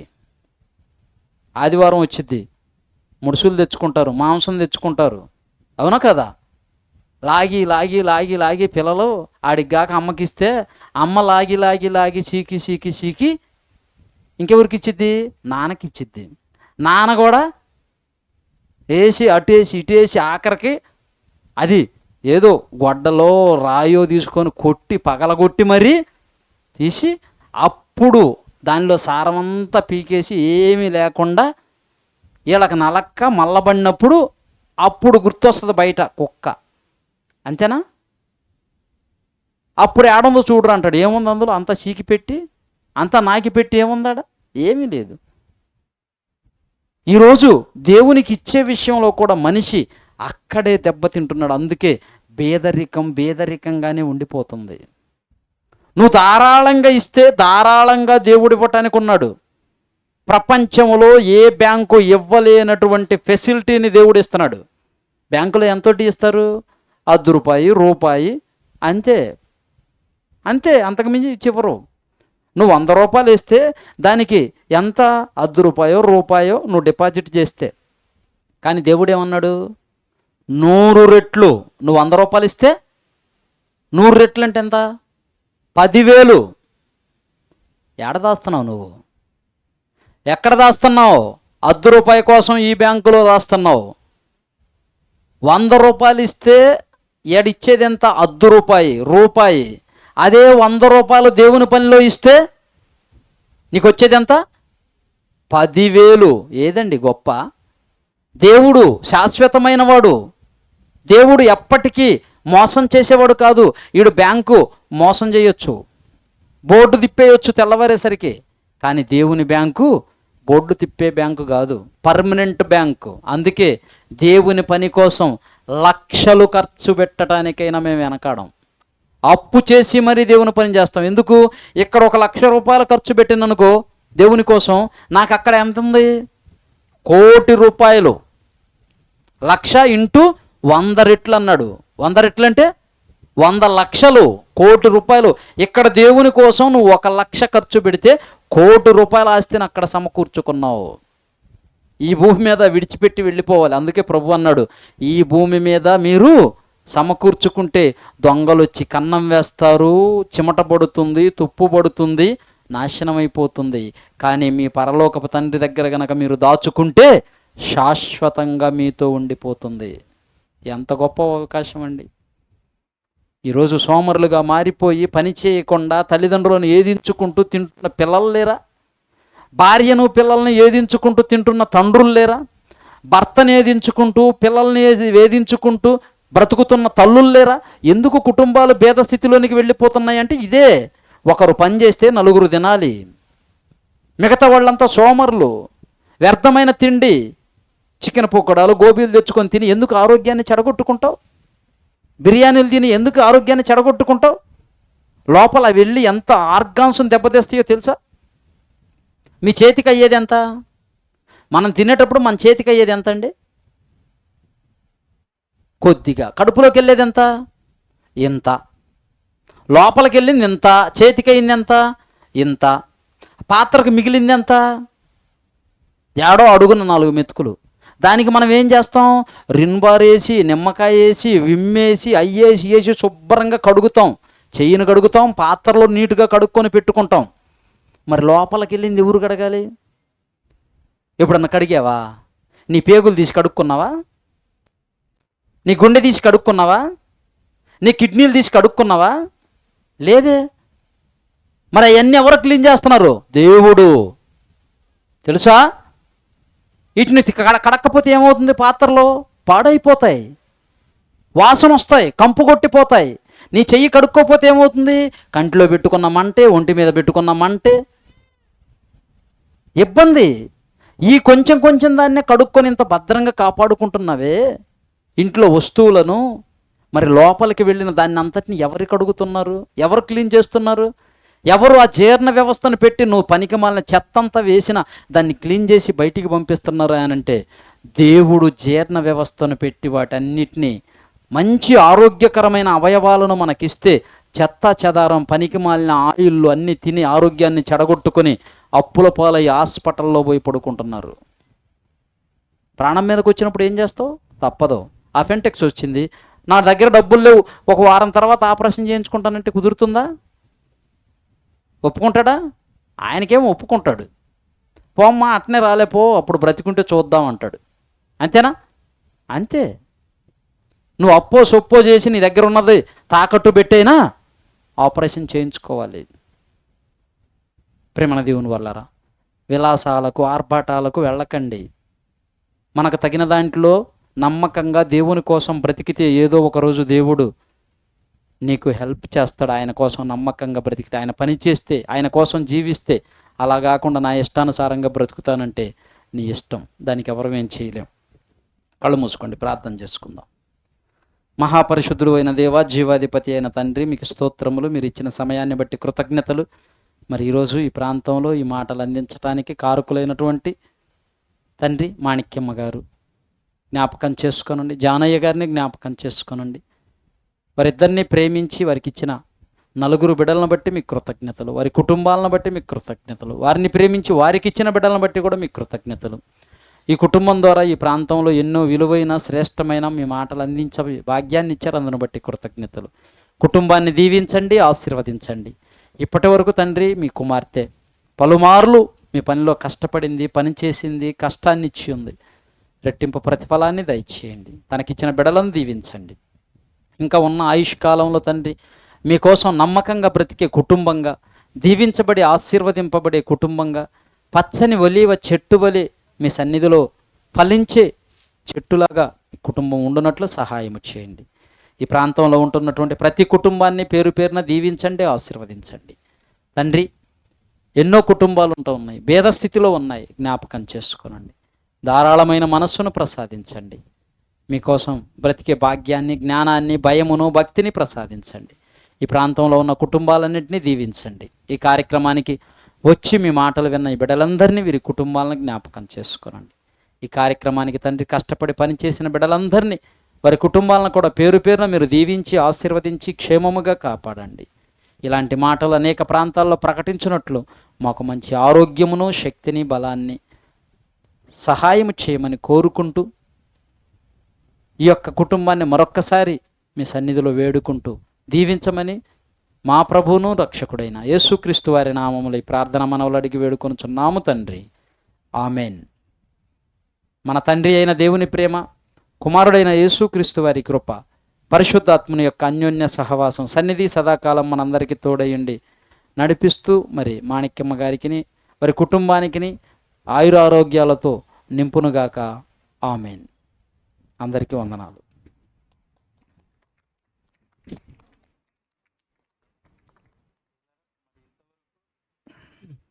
చక్కగా దేవుని మాటలు విన్నందుకు క్రీస్తు పేరట మీ అందరికీ శుభములు, వందనములు. అలాగే మరి మంచి అంశము, పేదరికములో పుట్టడము శాపం కాదు, కానీ పేదరికంగా చనిపోవడం అంటే చనిపోయే స్థితి వరకు కూడా పేదరికంగా ఉండడము కరెక్ట్ కాదు అనేది దేవుని మాటలు. కష్టపడి పని చేయాలి, ఆ కష్టార్జితంలో కొంత దేవునికి ఖర్చు పెట్టాలి అనగా ఈ రీతిగా దేవుని మాటలు ప్రకటించాలి. జానయ్య గారు ఒకసారి రండి, ఇలాగా రండి. అయ్యగారు మరి తన భార్యను ప్రేమించి జన్మదినాన్ని పురస్కరించుకొని ఇక్కడికి రండి. చక్కగా మరి ఈ కూడికను ఏర్పాటు చేయడానికి మరి ఆలోచించి ఈ కూడికను తన కుటుంబం ద్వారా ఏర్పాటు చేయించి ఈ చుట్టుపక్కల ఉన్న వాళ్లకు, బంధువులు, మిత్రులకు, చేరి వచ్చిన సంఘస్థులైన మనందరికీ మంచి మాటలు అందించారు అయ్యగారు. చాలా సంతోషం, చాలా సంతోషం. దేవుడు రానున్న దినాలలో మీ కుటుంబాన్ని ఇంకా ఉన్నతంగా సమస్యలు, ఇబ్బందులు తీర్చి ఆత్మీయంగా ఎదగాలి. మరి ఇద్దరు కుమారులు చక్కగా దేవుని పనుల్లో కష్టపడుతున్నారు, అమ్మగారు కష్టపడుతున్నారు. దేవుని చిత్తం అయితే మీరు కూడా రండి, అందరు కలిసి కుటుంబంతో పాటు. చాలా సంతోషం, కుటుంబాన్ని బాగా ఏర్పాటు చేశారు. మీ కుటుంబం తరపున మా అందరికీ మంచి మాటలు వినిపించారు. చాలా సంతోషమయ్య గారు. షేక్ హ్యాండ్ ఇవ్వండి ఒకసారి. మరి మీ అందరికీ కూడా కృతజ్ఞతలు. మరి ప్రతి సోమవారం బైబిల్ క్లాస్ ఉంటుంది. ఈ రీతిగా నేర్చుకొని మరి ఎగ్జామ్స్ రాసి పలు ప్రాంతాలలో దేవుని మాటలు ప్రకటించడానికి మంచి అవకాశం. ఎటువంటి ఫీజు లేదు, ఉచితముగా బైబిల్ విద్యను నేర్పించబడును. ప్రతి సోమవారం సాయంత్రం 6:30 నగరిగుట్ట వాటర్ ట్యాంకు దగ్గర నేర్చుకోండి, బైబిల్ విద్యను నేర్చుకోండి. మీరు కోరిన ప్రాంతాలలో దేవుని పరిచర్య చేయండి. నేర్చుకోవడానికి ఒక మంచి అవకాశం మనకు మరి క్రైస్ట్ చర్చ్ ద్వారా ఉంది కాబట్టి బైబిల్ విద్య నేర్చుకుని ఎగ్జామ్స్ రాయాలనుకునేవారు మరి అయ్యగారిని సంప్రదించండి. ప్రతి ఆదివారం ఆరాధన జరుగుతుంది. మీకు అందుబాటులో ఉన్న మందిరాలకు వెళ్ళాలి, ఎందుకంటే ఆ రోజు పనిని పక్కన పెట్టి దేవుని మాటలు వినాలి, దేవుని పని చేయాలి. కాబట్టి అందుబాటులో ఉన్న మందిరాలకు వెళ్ళండి. ఎవరు మరి దేవుని పనికి దూరంగా ఉండకూడదు, దేవుని మాటలకు దూరంగా ఉండకూడదు. ఉన్నతంగా దేవుని పని చేస్తూ రానున్న దినాలలో అనేక మందికి దేవుని మాటలు ప్రకటించడానికి మీరందరూ సాధనాలుగా వాడబడాలని కోరుకుంటూ మరి ఈ కార్యక్రమాన్ని ఇంతటితో ముగిస్తున్నాము. అందరికీ వందనాలు. కార్యక్రమం కొరకు ప్రత్యక్షంగా పరోక్షంగా మరి కష్టపడి చేసిన యవనస్తులకు మరి కుటుంబానికి ప్రత్యేకంగా క్రీస్తు పేరిట వందనములు, శుభములు. అందరికీ సెలవు.